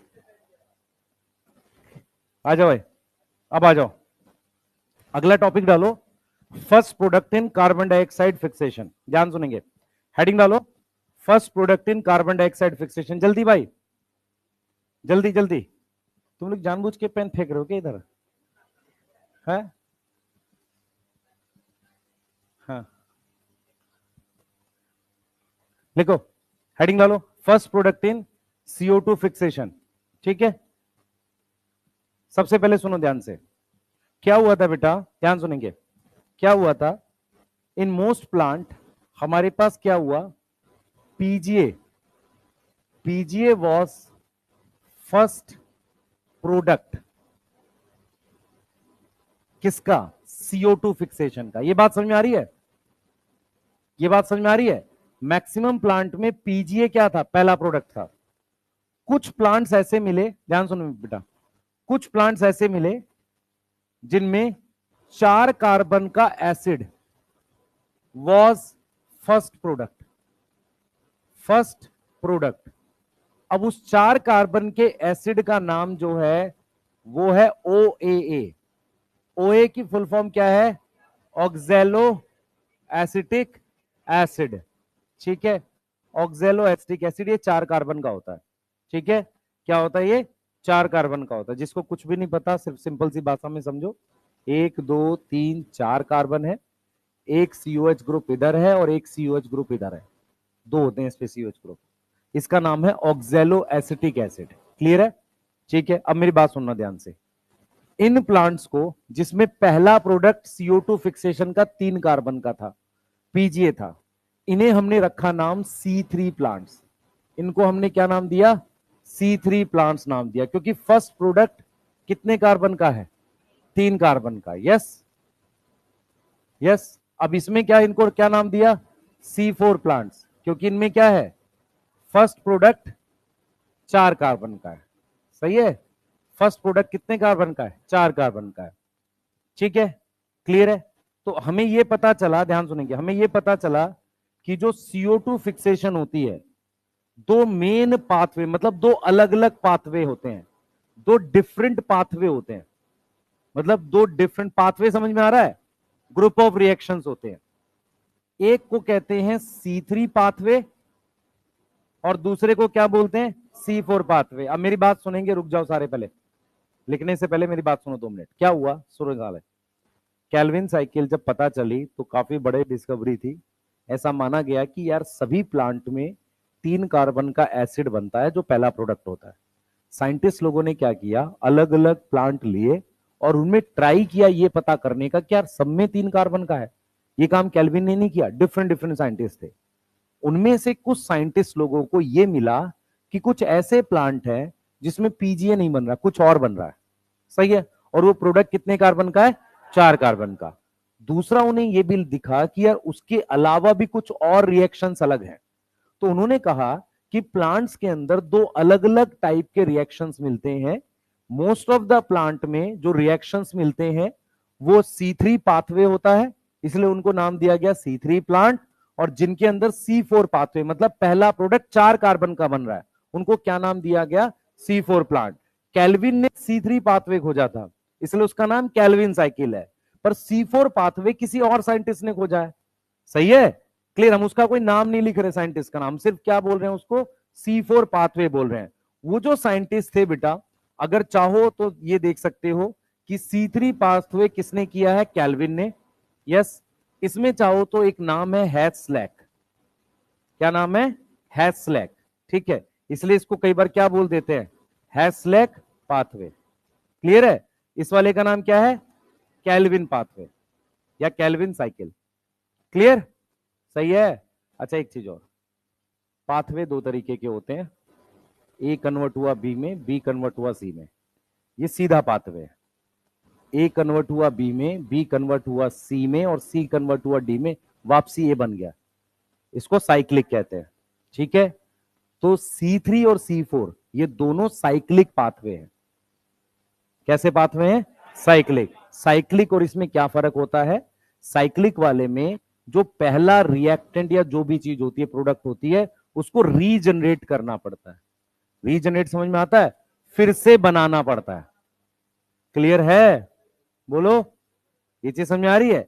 तो ये जो है थे दोनों C3 और C4, ये क्या थे? साइक्लिक थे। अब मेरी बात सुनो एक बार फिर से, इधर देखो सारे, अरे सुन लो पहले, लिखते रहो तो। मेरे पास ये एक कंपाउंड है, इस पे CO2 जोड़ रहा हूं। ठीक है? CO2 जोड़ रहा हूं, मेरे पास बन रहा है 3 कार्बन का पीजीए। इस कंपाउंड पे अगर मैं CO2 जोड़ रहा हूं तो ये 3 कार्बन का बन रहा है। तो इस कंपाउंड की कार्बन कितनी होनी चाहिए? 2। अगर इस पे 2 कार्बन है, CO2 जोड़ूंगा तभी तो 3 कार्बन का बनेगा। ठीक है? जिस पर CO2 जोड़ रहा हूं उसे हम कहते हैं प्राइमरी एक्सेप्टर ऑफ CO2। क्या बोलेंगे? Primary acceptor of CO2। ये जो कंपाउंड है ये कितने कार्बन का है? 2 कार्बन का। इस पर CO2 जोड़ा। ठीक है? तो इसको बोला हमने प्राइमरी एक्सेप्टर ऑफ CO2, जिसपे CO2 जुड़ रहा है। और पहला प्रोडक्ट क्या बन रहा है? पीजीए। तो 2 वर्ड है, एक वर्ड है प्राइमरी एक्सेप्टर ऑफ CO2, मतलब वो कंपाउंड जिस पर CO2 जुड़ा, और जो पीजीए वो पहला प्रोडक्ट है। तो साइंटिस्ट लोगों ने क्या किया, बहुत ईयर्स तक उनको भी ये लॉजिक काम कर रहा था कि वो सोच रहे थे कि यार 2 कार्बन का एक कंपाउंड है, उस पर CO2 जोड़ के पीजीए बना रहे हैं। पीजीए फर्स्ट प्रोडक्ट है, तो इसको हम क्या बोलेंगे? Primary acceptor. क्या बोलेंगे इसको? प्राइमरी एक्सेप्टर बोलेंगे। किसका?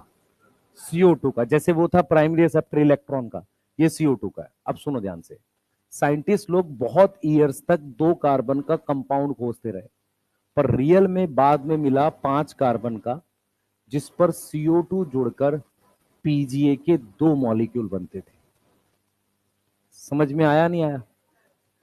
जैसे लॉजिकली आप भी यही सोच रहे हो कि भाई CO2 जिस पर जोड़ेंगे वो 2 कार्बन होना चाहिए, तभी 3 कार्बन की चीज बनेगी। तो बहुत ईयर्स लग गए साइंटिस्ट को, ऐसा कोई 2 कार्बन का मिला नहीं। बाद में उन्हें पता चला कि एक 5 कार्बन का कंपाउंड होता है, उस पर CO2 जुड़कर 2 मॉलिक्यूल पीजीए बनाती है। ये 3 और 2 6 हो गया, और ये क्या है? 5 और 1 6 हो गया। ये था। समझ में आ रहा है? तो अगला टॉपिक हम ये लिखेंगे कि प्राइमरी एक्सेप्टर ऑफ CO2 क्या मिला, और कैसे मिला? साइंटिस्ट लोगों ने बहुत ईयर्स लगाए 2 कार्बन का खोजने में, पर रियलिटी में कितने कार्बन का निकला? 5 कार्बन का। सही है, क्लियर है? जिस पर CO2 जुड़ के क्या बनाता है? पीजीए के कितने मॉलिक्यूल? 2 मॉलिक्यूल। क्लियर है? बोलो, यहां तक समझ में आ रही है? ठीक है, नोट करो पहले इसको, जल्दी करो भाई, जल्दी जल्दी फास्ट।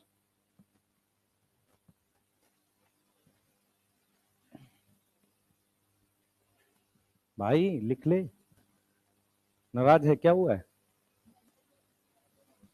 अभी करेंगे बेटा, पर अभी जो मैं बात बता रहा हूं वो समझ आनी चाहिए, अभी करेंगे उसमें।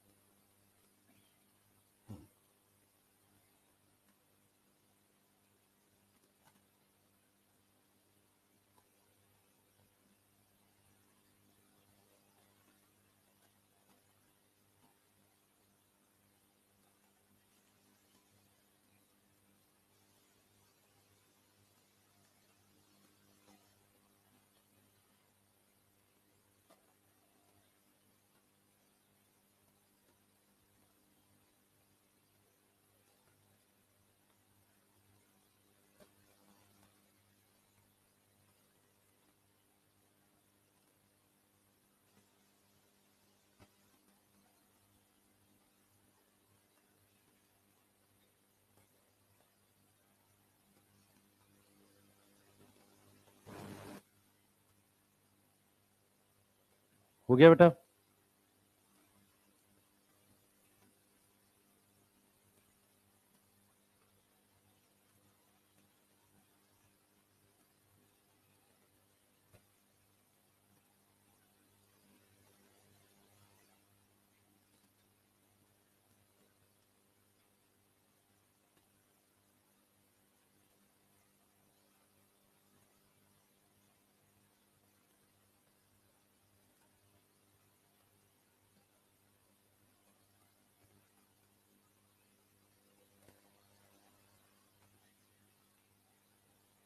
हाँ बेटा,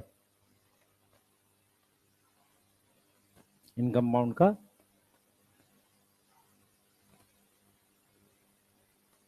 क्या, दोबारा बोल। अभी C4 की बात ही नहीं कर रहे हम, तो C3 पढ़ेंगे पहले। C4 में किसी ने कुछ खोजा ही नहीं है, अभी बात करेंगे उस, पहले C3 समझ में आ रहा है तुझे? अभी चल रहे हैं आगे। लिख लिया भाई? लिख लिया सबने?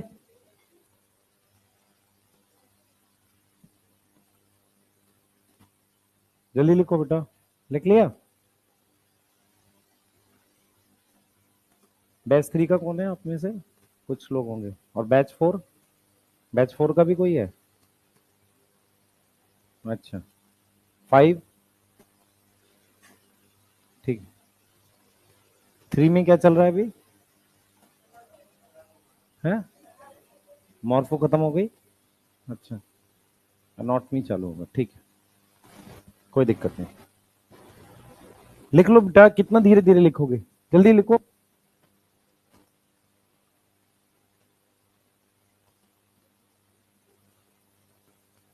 हो गया?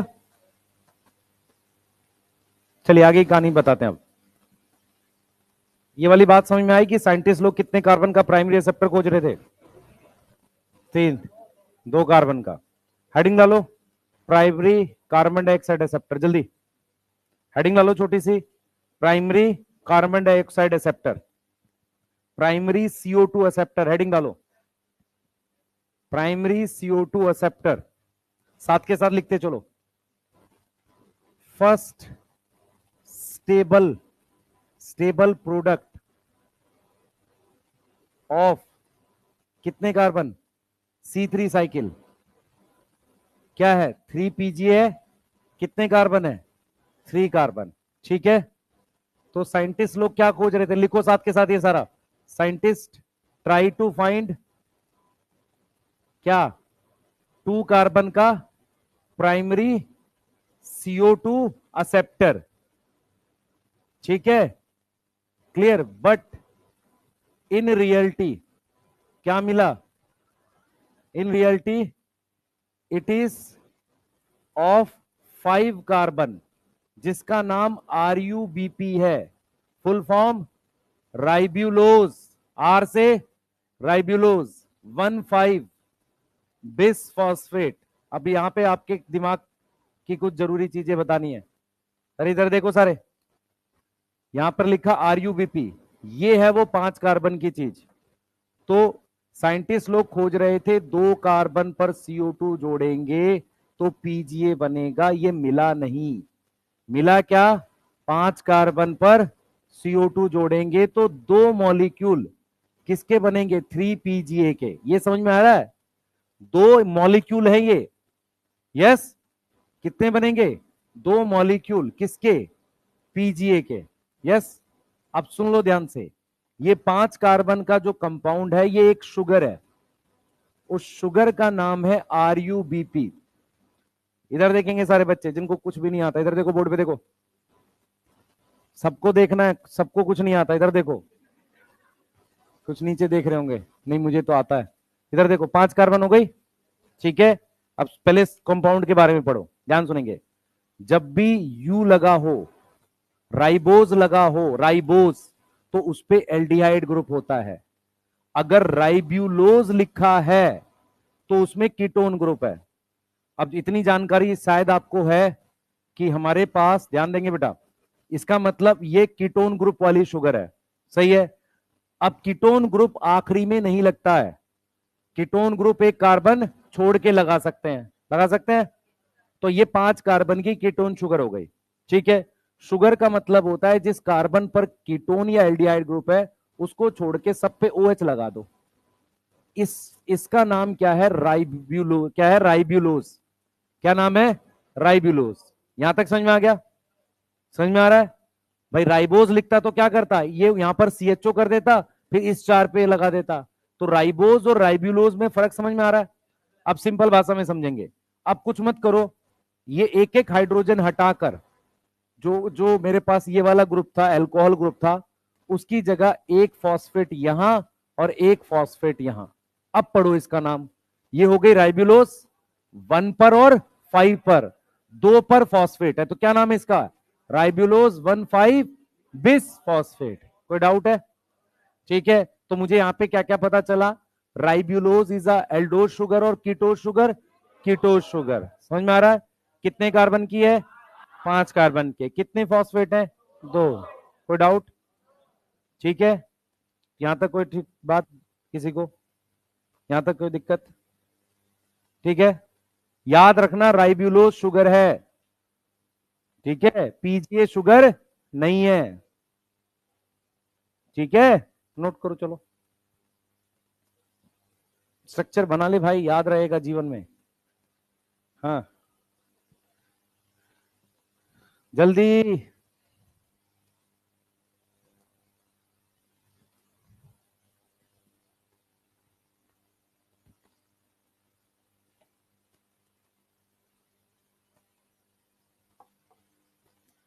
खोज रहे थे कितनी कार्बन का? 2 का। मिला कितना? ठीक है, और वो क्या थी? शुगर। क्या थी? शुगर। क्या नाम है उसका?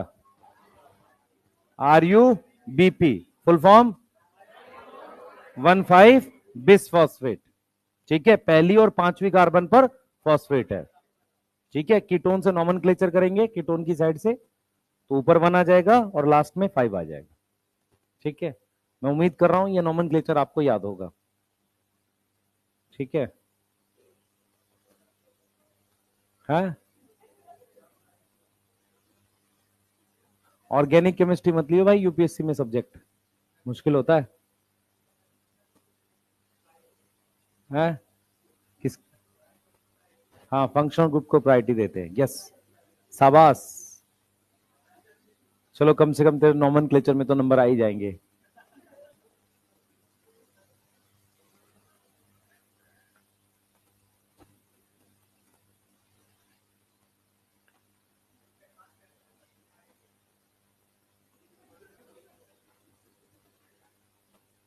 तुम्हारा सिलेबस कब खत्म हो रहा है?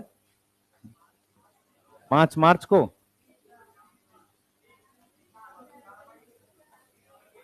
सिलेबस कब खत्म हो रहा है? फरवरी के बाद मैं तो यहां दिखूंगा नहीं, मेरा फरवरी में खत्म है।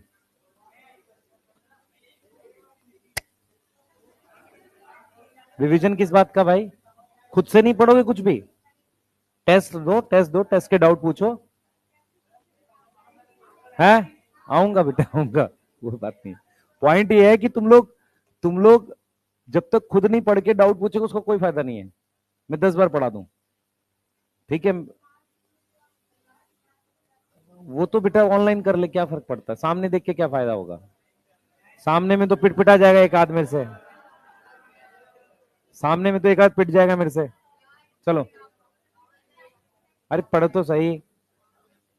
हाँ, 1 महीने से आए जा रहा हूं मैं बिना बात के। हाँ, चलो ठीक है, जल्दी बनाओ। हो गया? याद रखना, आरयूबीपी 5 कार्बन की शुगर है। जब राइब्यूलोज लगा होता है, याद रखो, जैसे जाइलोज और जाइल्यूलोज, यू लगा रहेगा तो वो कीटोज होगी, नहीं तो क्या है? एल्डिहाइड होगी। चलो आगे चलते हैं। आ जाओ भाई, डार्क रिएक्शन के स्टेप की बात करेंगे, जल्दी करेंगे। डार्क रिएक्शन के स्टेप्स, हेडिंग डालो, स्टेप्स इन डार्क रिएक्शन। कृपया करके हेडिंग डालें, स्टेप्स इन डार्क रिएक्शन, जल्दी। Steps in dark reaction, first line, first line लिखेंगे, dark reaction occur in stroma, पहली लाइन लिखेंगे सब लोग। हेडिंग डाल ली सबने? हेडिंग भी देख के मत खुद लिख लिया करो यार। Steps in dark reaction, first line लिखो, डार्क रिएक्शन, फर्स्ट लाइन लिख रहे हैं, dark reaction occur in stroma and have 3 steps. Dark reaction occur in stroma और उसके कितने स्टेप हैं? 3। अब सबसे पहले चीजों को देखेंगे। हाँ भाई, 3 स्टेप है, मैं उसको पहले एक बार ड्रॉ कर दूं, फिर 3 स्टेप नीचे लिखूंगा। सबसे पहले मैंने यहां लिख दिया आरयूबीपी, कितने कार्बन का है? 5 कार्बन का। आरयूबीपी को हम क्या लिख रहे हैं? Primary CO2 acceptor. यस, इस पर CO2 जोड़ेंगे, ठीक है? इस पर हम क्या जोड़ेंगे? CO2 जोड़ेंगे। बोर्ड पे ध्यान रखें कृपया करके, इस पर हम लोग CO2 जोड़ने वाले हैं, ध्यान देंगे सारे बच्चे। आरयूबीपी अगर आपको समझ आ रहा हो 5 कार्बन का है, ऐसे जिसपे एक पे कीटोन है, बाकी यहां फॉस्फेट और यहां फॉस्फेट। लिखने की जरूरत नहीं, बस समझाने के लिए बताया, ठीक है?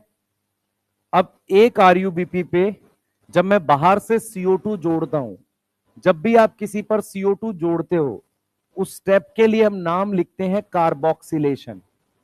अगर CO2 निकालते हैं तो लिखते हैं डी कार्बोक्सिलेशन। यस, CO2 जोड़ने को क्या लिखते हैं? कार्बोक्सिलेशन। तो पहला स्टेप कार्बोक्सिलेशन है, ठीक है? उसमें मेरे पास 3 कार्बन का एक कंपाउंड बना है, उसका नाम पीजीए है। पीजीए कितने कार्बन का है? 3 कार्बन का। बोर्ड पे ध्यान रखेंगे, जो बच्चे मुंह खोल के मक्खी पकड़ने की कोशिश कर रहे हैं कृपया इधर ध्यान रखें। देखो, सोचो यार, मतलब मुझे भी नींद आए, मैं ऐसे मुंह खोल खोल के पढ़ाऊंगा ना, कितना खराब लगेगा तुम्हें? नहीं है? है? वीडियो खराब हो जाएगा। गधा।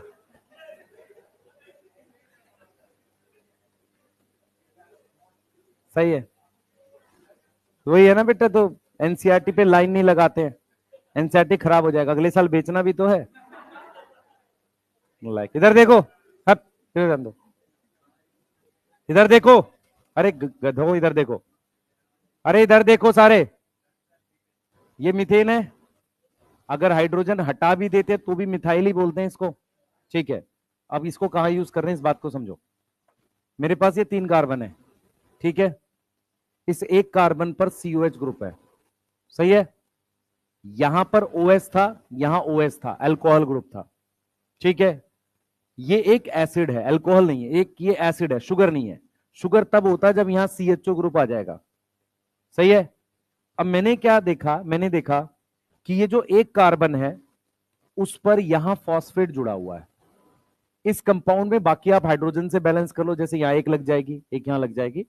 इस कंपाउंड का नाम ही पीजी है, 1 2 3, तीसरी कार्बन पर फॉस्फेट है। इस कंपाउंड का नाम क्या है? पीजीए। ये बात समझ में आ रही है? ठीक है। पीजीए क्या एसिड है? पीजीए क्या है?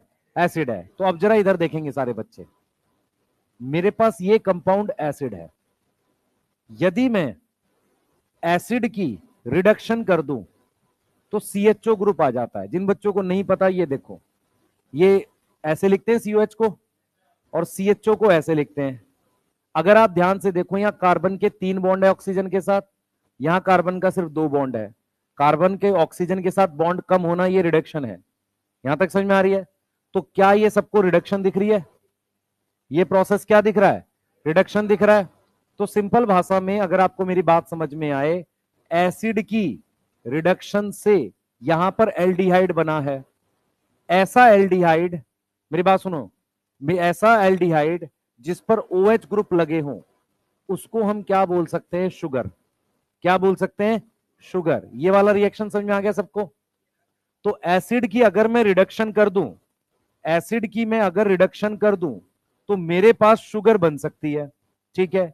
अब रिडक्शन, इसका मतलब सेकेंड स्टेप यहां पर रिडक्शन होना चाहिए कार्बोक्सिलेशन के बाद।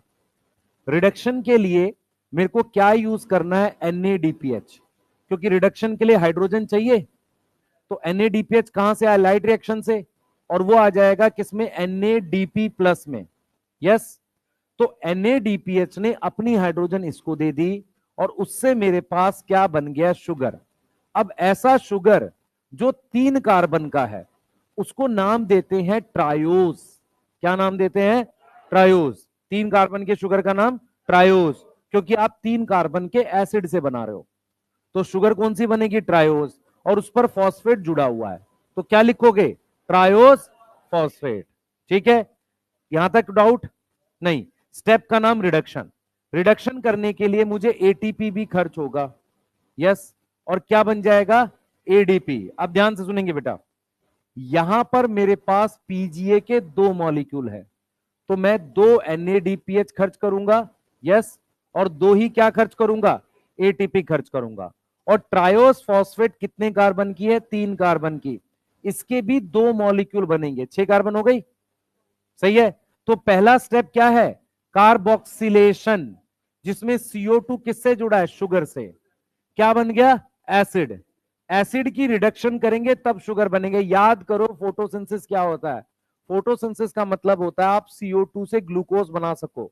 तो मैंने क्या किया है? डार्क रिएक्शन में ये शुगर बना ली है।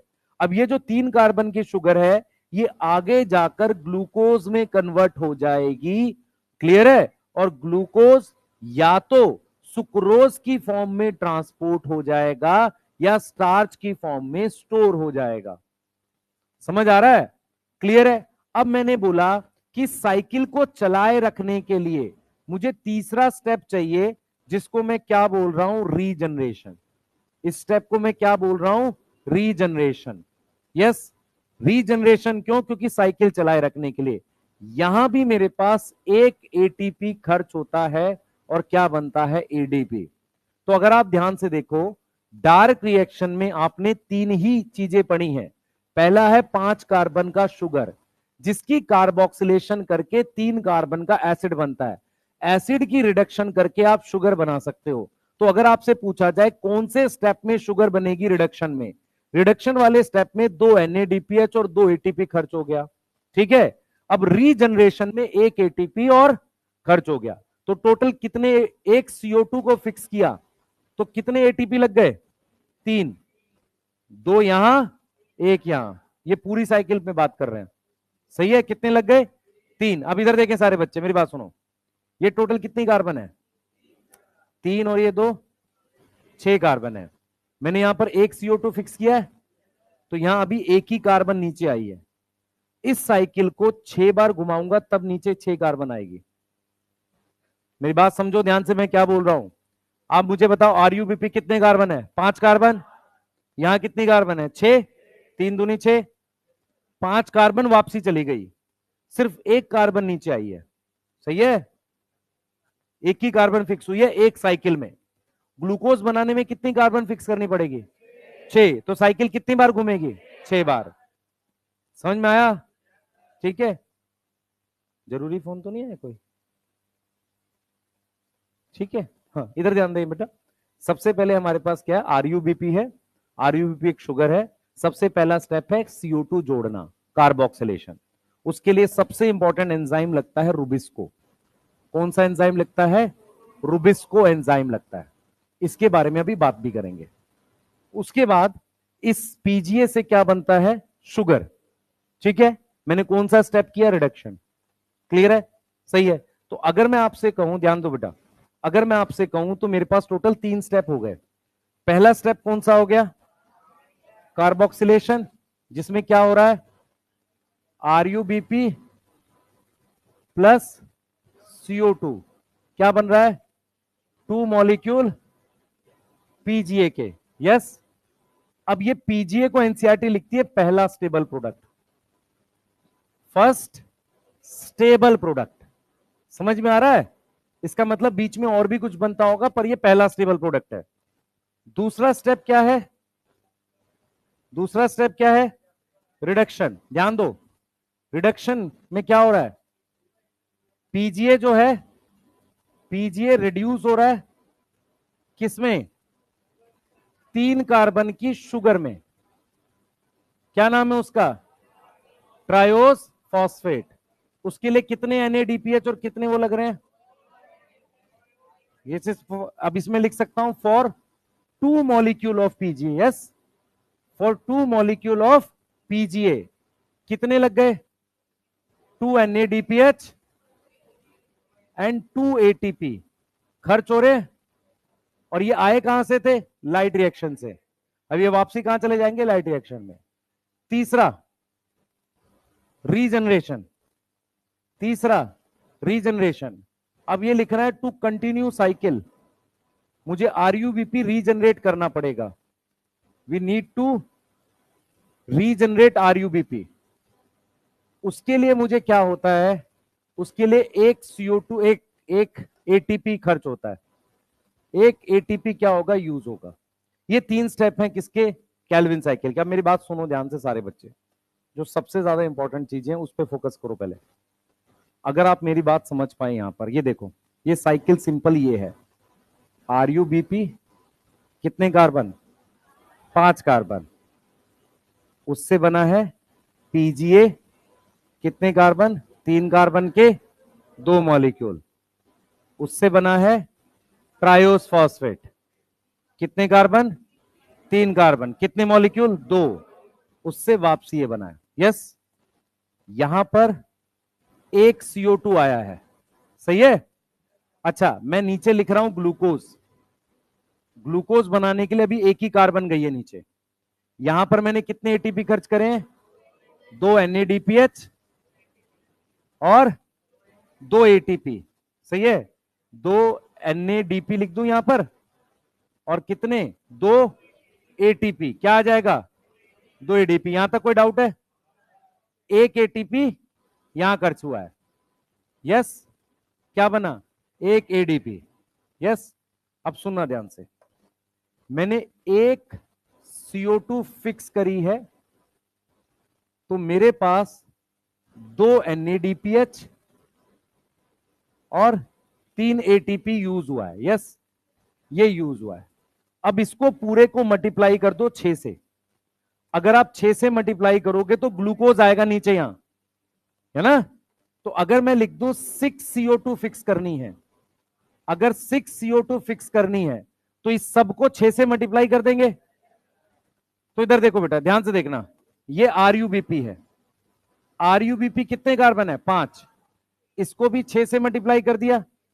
ठीक है। अब देखो, यहां बना पीजीए। पीजीए कितने कार्बन है? 3 कार्बन। 6 से मल्टीप्लाई करके 12 आ जाएगा। सही है। यहां पर ट्रायोस फॉस्फेट कितना बना था? 2। तो ये भी 12 हो जाएगा। ठीक है। इधर देखो बेटा, यहां 3 कार्बन है, तो ये आ रही है 36। ये कितनी आ रही है? 36। यहां पर 6 CO2 फिक्स करनी पड़ेगी, तो ये कितनी थी? 30। समझ आ रहा है? ये 30 कार्बन, ये 6 कार्बन, कितनी हो गई? 36 हो गई। अब इसको मैं वापसी वापसी 30 कार्बन ले जाऊं, तो आ गया वापसी है भाई, ये चीज वापसी आ गई। अब यहां पर देखना, यहां पर भी मेरे पास कितने लगेंगे, 12 NADPH, सही है, 12 NADP, और यहां पर 12 ATP, 12 ADP आ जाएगा, और यहां पर 6 और 6 ADP। अब ध्यान से देखो, यहां पर नीचे 6 कार्बन जाएगी जो किसके बराबर होगी, ग्लूकोज के। तो अगर आपको एक ग्लूकोज फिक्स करना है, 6 CO2 फिक्स का मतलब एक ग्लूकोज फिक्स करना है, तो आपके पास कितने एटीपी लग रहे हैं, 18। तो 12 NADPH और 18 ATP लगेगा, ठीक है। इसके लिए एनसीईआरटी ने एक लाइन लिखी है, एटीपी और NADPH में ज्यादा कौन लग रहा है, एटीपी, ठीक है। एटीपी और NADPH में ज्यादा कौन लग रहा है, एटीपी। एनसीईआरटी ने एक लाइन लिखी है कि इस डिफरेंस को मेंटेन करने के लिए, कि ज्यादा एटीपी चाहिए हमें, भाई इधर को देख ले, है ना। अब ऐसे मुंह मत बना कि तूने कुछ किया नहीं है ना, ऐसे एक्सप्रेशन मत दे, कुछ नहीं होगा उससे, है। इसका नाम नीतीश कुमार है, फिर ठीक है, इधर जान दे, कोई दिक्कत नहीं, ठीक है। बस भाई अब सुनो ध्यान से, देखो मैं क्या बोल रहा हूं। एनसीईआरटी कहती है कि एटीपी की संख्या में अंतर है, ज्यादा एटीपी चाहिए NADPH के कंपैरिजन में। इस अंतर को पूरा करने के लिए साइक्लिक फोटोफॉस्फोराइलेशन होती है। मेरी बात समझ में आई। साइक्लिक वाले में सिर्फ क्या बनती है, एटीपी, नॉन साइक्लिक में एटीपी और NADPH दोनों, ठीक है। तो एनसीईआरटी कहती है कि क्योंकि एटीपी ज्यादा चाहिए एज कंपेयर टू NADPH, इस कमी को पूरा करने के लिए साइक्लिक वाली भी होती है।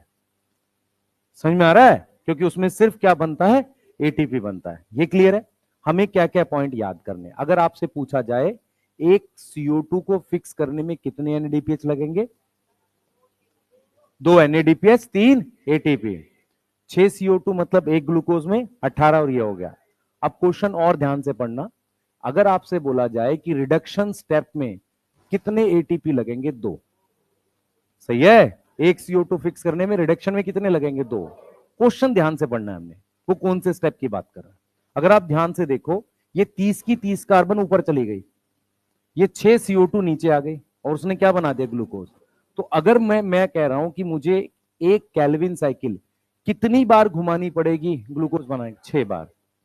आ रहा समझ, चलिए नोट करिए जल्दी से। हाँ बेटा,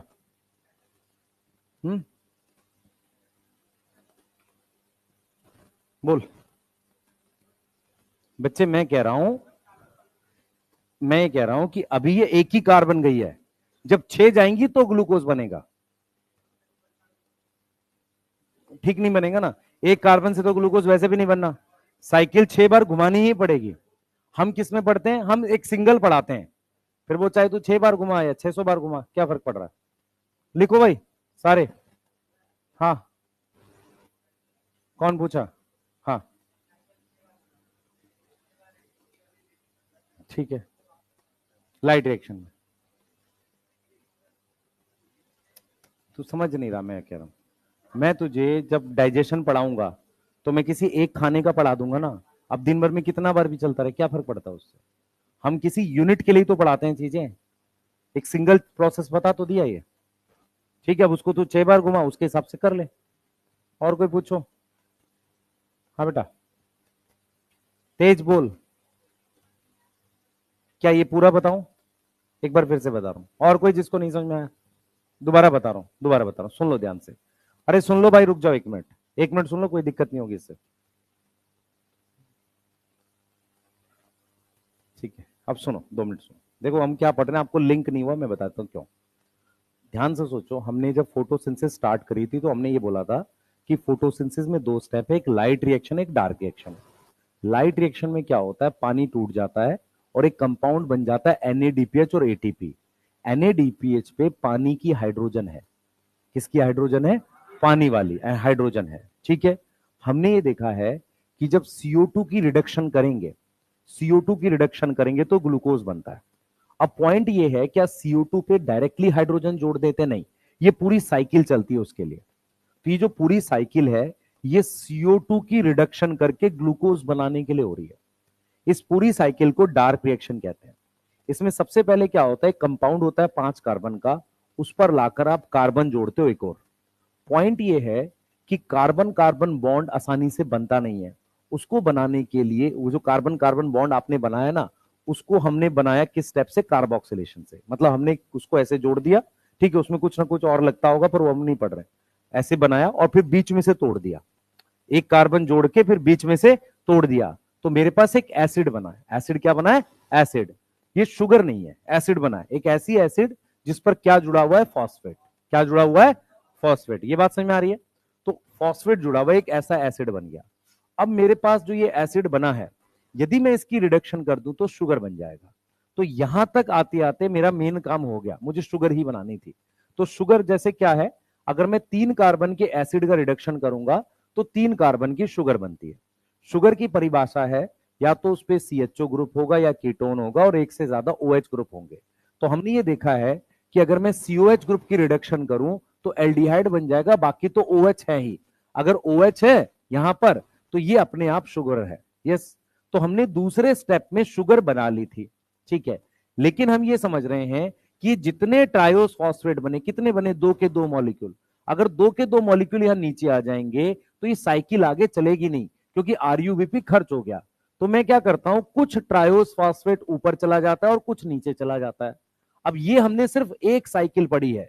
एक साइकिल का मतलब मैं एक CO2 जब इस साइकिल में डालता हूं, ये केल्विन साइकिल एक चक्की जैसी है। इसमें आप एक CO2 डालते हो तो यहां बाहर एक ही कार्बन निकल रहा है और 3 स्टेप चल रहे हैं, 1 2 3 स्टेप चल रहे हैं, सही है। लेकिन अगर आप 6 CO2 डालोगे तो फिर ग्लूकोज निकलेगा। तो इसका मतलब ये साइकिल 3 बार घुमानी पड़ेगी। इसमें 3 स्टेप है। पहला है कार्बोक्सिलेशन, CO2 जोड़ने को कहते हैं कार्बोक्सिलेशन। दूसरे स्टेप में हम क्या कर रहे हैं? रिडक्शन। क्या कर रहे हैं? रिडक्शन। रिडक्शन से शुगर बन गई। फिर तीसरे में रीजनरेशन कर रहे हैं। हमेशा याद रखो कि रिडक्शन वाले स्टेप के लिए ही तो मैंने NADPH और ATP बनाया था। हमने पानी तोड़कर जो बनाया था वो किस स्टेप के लिए बनाया था? रिडक्शन के लिए। तो ये सबसे एक इंपॉर्टेंट स्टेप भी है ये, ठीक है। तो इसमें ATP NADPH लग गया। लेकिन रीजनरेशन में भी ATP खर्च हो जाता है। रीजनरेशन क्यों करना है? ताकि साइकिल चलती रहे, ठीक है। अगर मैंने ये एक CO2 फिक्स करी है तो 2 ATP यहां खर्च हो रहे हैं, 1 ATP यहां खर्च हो रहा है, सही है, और 2 NADPH लग रहे हैं, सही है। अब एक RUBP 2 मॉलिक्यूल बनाता है PGA के। कितने बनाता है? 2 मॉलिक्यूल बनाता है। अगर मैं आपसे कहूं 10 RUBP कितने बनाएगा? 20 बनाएगा। मेरी बात समझ में आ रही है? और 10 RUBP कितने CO2 लेगा 20 PGA बनाने के लिए? 10 लेगा। भाई 10 RUBP कितनी कार्बन हो गई? 50। और 10 CO2 60 कार्बन हो गई, सही है, ठीक है। और उससे 20 PGA, 20 इंटू 3 60 हो गई। अरे समझ में आ रहा है? बोलो। यही तो कर रहे हैं हम, ठीक है। तो एक सिंगल साइकिल ये है, और इसको जब 6 बार घुमाऊंगा तो ग्लूकोज बनेगा, ठीक है। क्योंकि हमें यहां एक कार्बन नहीं, हमें ग्लूकोज चाहिए। अच्छा, जो ग्लूकोज बन जाता है ये बन कहां रहा है? स्ट्रोमा में। क्लोरोप्लास्ट के कहां चल रहा है ये सब काम? स्ट्रोमा में, यहां पर चल रहा है। ये थाइलाकॉइड है ना, यहां चल रहा है। यहां पर क्या बना था? याद करो, NADPH यहीं कहीं बना था। यस, ATP भी इस साइड बना था, याद है? हेड इधर था। तो ATP NADPH करके खर्च मैंने क्या बना लिया? ग्लूकोज बना लिया। अब वो ग्लूकोज या तो यहीं पर स्टार्च की फॉर्म में स्टोर हो जाएगा, या वो सुक्रोज की फॉर्म में बनकर यहां से बाहर निकलेगा और फ्लोएम से उसका ट्रांसपोर्ट कर देंगे। लीफ से उसे रूट में भेज देंगे, क्योंकि खाना रूट नहीं बनाती। यहां तक क्लियर है? तो 3 स्टेप है। कौन कौन से क्या बताया मैंने? कार्बोक्सिलेशन, रिडक्शन और रीजनरेशन। अगर साइकिल एक बार घूमेगी तो ये खर्चा है, 6 बार घूमेगी तो ये खर्चा है। क्लियर है? अब नोट करो। अब बोल बेटा। ठीक है, और कोई पूछो। हाँ बच्चे, मैं ये कह रहा हूं कि जब हमने लाइट रिएक्शन पढ़ा था, भाई लिख ले जल्दी से। जब हमने लाइट रिएक्शन पढ़ा था तो उसमें ATP और NADPH किस में बनाया था? नॉन साइक्लिक में। साइक्लिक में क्या होता है? ATP बनता है। तो इसका मतलब ATP 2 जगह बन रहा है और NADPH एक जगह बन रहा है, और एटीपी हमें यहाँ ज्यादा चाहिए भी तो। एनएडीपी, हाँ, तो जो एक्स्ट्रा है एटीपी बना, वो इसलिए भी बना रहे थे क्योंकि डार्क रिएक्शन में मुझे एटीपी एनएडीपीएस से ज्यादा चाहिए, इसलिए साइक्लिक होता है, नहीं तो स्ट्रोमल लैमिली पे भी पीएच2 लगा देते। ठीक है, और पूछो कोई।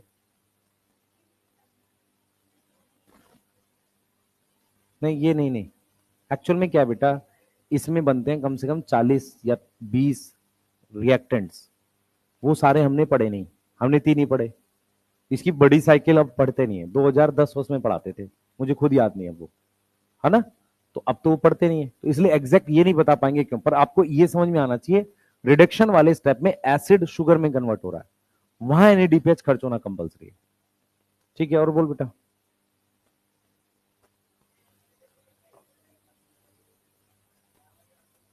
इकट्ठा नहीं होता। शुगर कैसे बन रहा है, मतलब 6 बार साइकिल बनी, 6 कार्बन इकट्ठी हो गई, तो समझ नहीं रहा तू। तेरे को ये दिख रहा है कि कार्बन वहां अकेले आई फिर एक और आएगी, ऐसा नहीं हो रहा है। CO2 है ना, मैंने वो क्या किया, ऊपर 3 कार्बन बना दी, 3 कार्बन की शुगर बना दी ना, 3 कार्बन की 2 शुगर मिलके ग्लूकोज बना देती हैं, तो 6 CO2 फिक्स करना, 6 बार घुमानी पड़ेगी साइकिल। मेरी बात सुन ध्यान से, ये बॉटल है, ठीक है, इसमें यहां से पानी भर रहे हैं, यहां से निकल रहा है, ठीक है, भरने की स्पीड 40 है, निकलने की स्पीड 20 है, तो भरेगी ना बॉटल। ऐसे ही क्या हो रहा है, कुछ रीजनरेशन में जा रहा है और कुछ नीचे आ रहा है, तो हम उस नेट की बात कर रहे हैं। तू क्या पूछ रहा है कि सर वो कार्बन कहां पहले इकट्ठी होगी फिर वो जुड़ेगी, वो सब नहीं पढ़ना हमें, हमें तो सिंपल एक एक एनालॉजी पढ़नी है। हाँ, वो एक्चुअल में कार्बन अकेले आती ही नहीं है कभी, वो तो हम ये दिखा रहे हैं कि ऊपर एक डालिए तो ये नीचे भी एक ही जाएगी, हम ऐसे दिखा रहे हैं, ठीक है। पर रियलिटी में क्या होता होगा कि ग्लूकोज बनाना है मुझे, तो 3 कार्बन की 2 शुगर जुड़ के ग्लूकोज बनाती हैं। हाँ, 2 ट्रायोस फॉस्फेट जुड़ के ग्लूकोज बना देते हैं। मेरी बात समझ ध्यान से, ये इस तरीके से चल रहा है, ठीक है। भाई तुम लोग मान लो जॉब करोगे, ध्यान सुनो, जब जॉब करोगे तो डेली काम करोगे, तो डेली सैलरी ऐड होगी ना, आज की 40 रुपए, कल की 50 रुपए, तब मंथली सैलरी बनेगी, सही है, और वो इकट्ठे ही मिलेगी ना, ऐसे इकट्ठे ग्लूकोज मिलेगा। ऐसा थोड़ी कि डेली का तुम्हें दिखाएगा अकाउंट में पहले।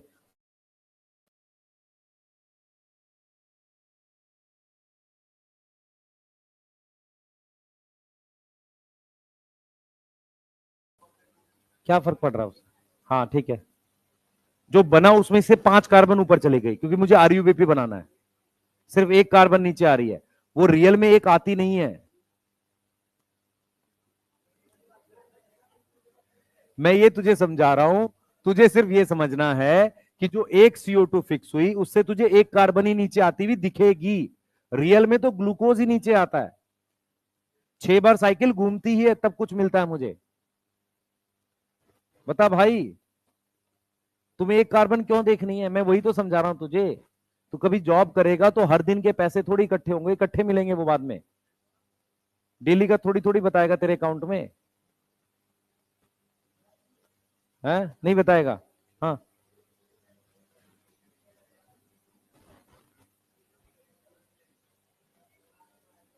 वो ये क्या है, कोई बीच के कंपाउंड हमें पढ़ने नहीं है, हमें तो सिर्फ ये देखना है इस पूरी साइकिल एक बार घूमी, एक सी, बस वो पढ़ना है यार, बीच का क्यों पढ़ना हमने। चलो भाई, ठीक है, लिख लिया, सबने लिख लिया, को पूछ बेटा, कोई क्या पूछ रहा है, भाई साहब सो रहे हो, पढ़ एनसीईआरटी।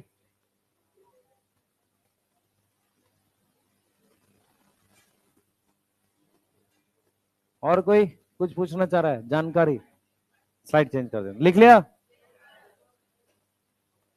भाई, लिख लिया तूने, और धीरे लिख।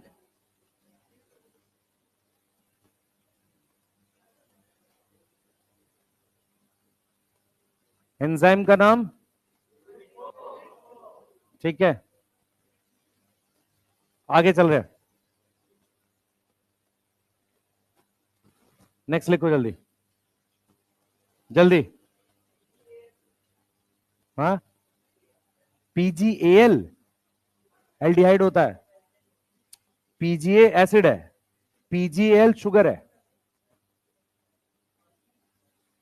फॉस्फोग्लिसल्डिहाइड ट्रायोस फॉस्फेट है, 3 कार्बन की शुगर, एक कीटोज होती है, एक एल्डिहाइड वाली होती है।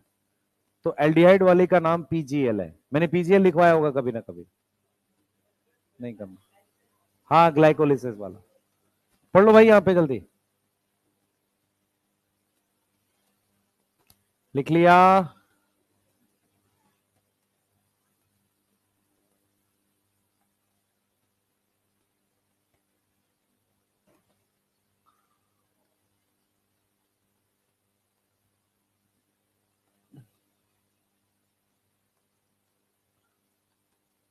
कल हम लोग C4 साइकिल पढ़ रहे हैं, इतना कर लो, ठीक है। और प्लीज ध्यान रखा करो, क्लास अगर 45 पे छूटी, मैं 50 पे चालू कर दूंगा, वो तुम्हारी प्रॉब्लम है, मेरी नहीं है। खाना खा लिया करो क्लास में ही, जैसे ही अपनी 10:30 से ऊपर जाए तुम्हारी क्लास, तो लंच खोल के पढ़ते पढ़ते खाने शुरू कर दिया करो, ठीक है। वो तुम्हारी परेशानी, मेरी नहीं है। अच्छा, कल मेरी फर्स्ट क्लास हो सकती है, सेकंड आपको शेड्यूल आया होगा, फर्स्ट है ना। कल मैं 8:05 पे भगा दूंगा जो आया। तो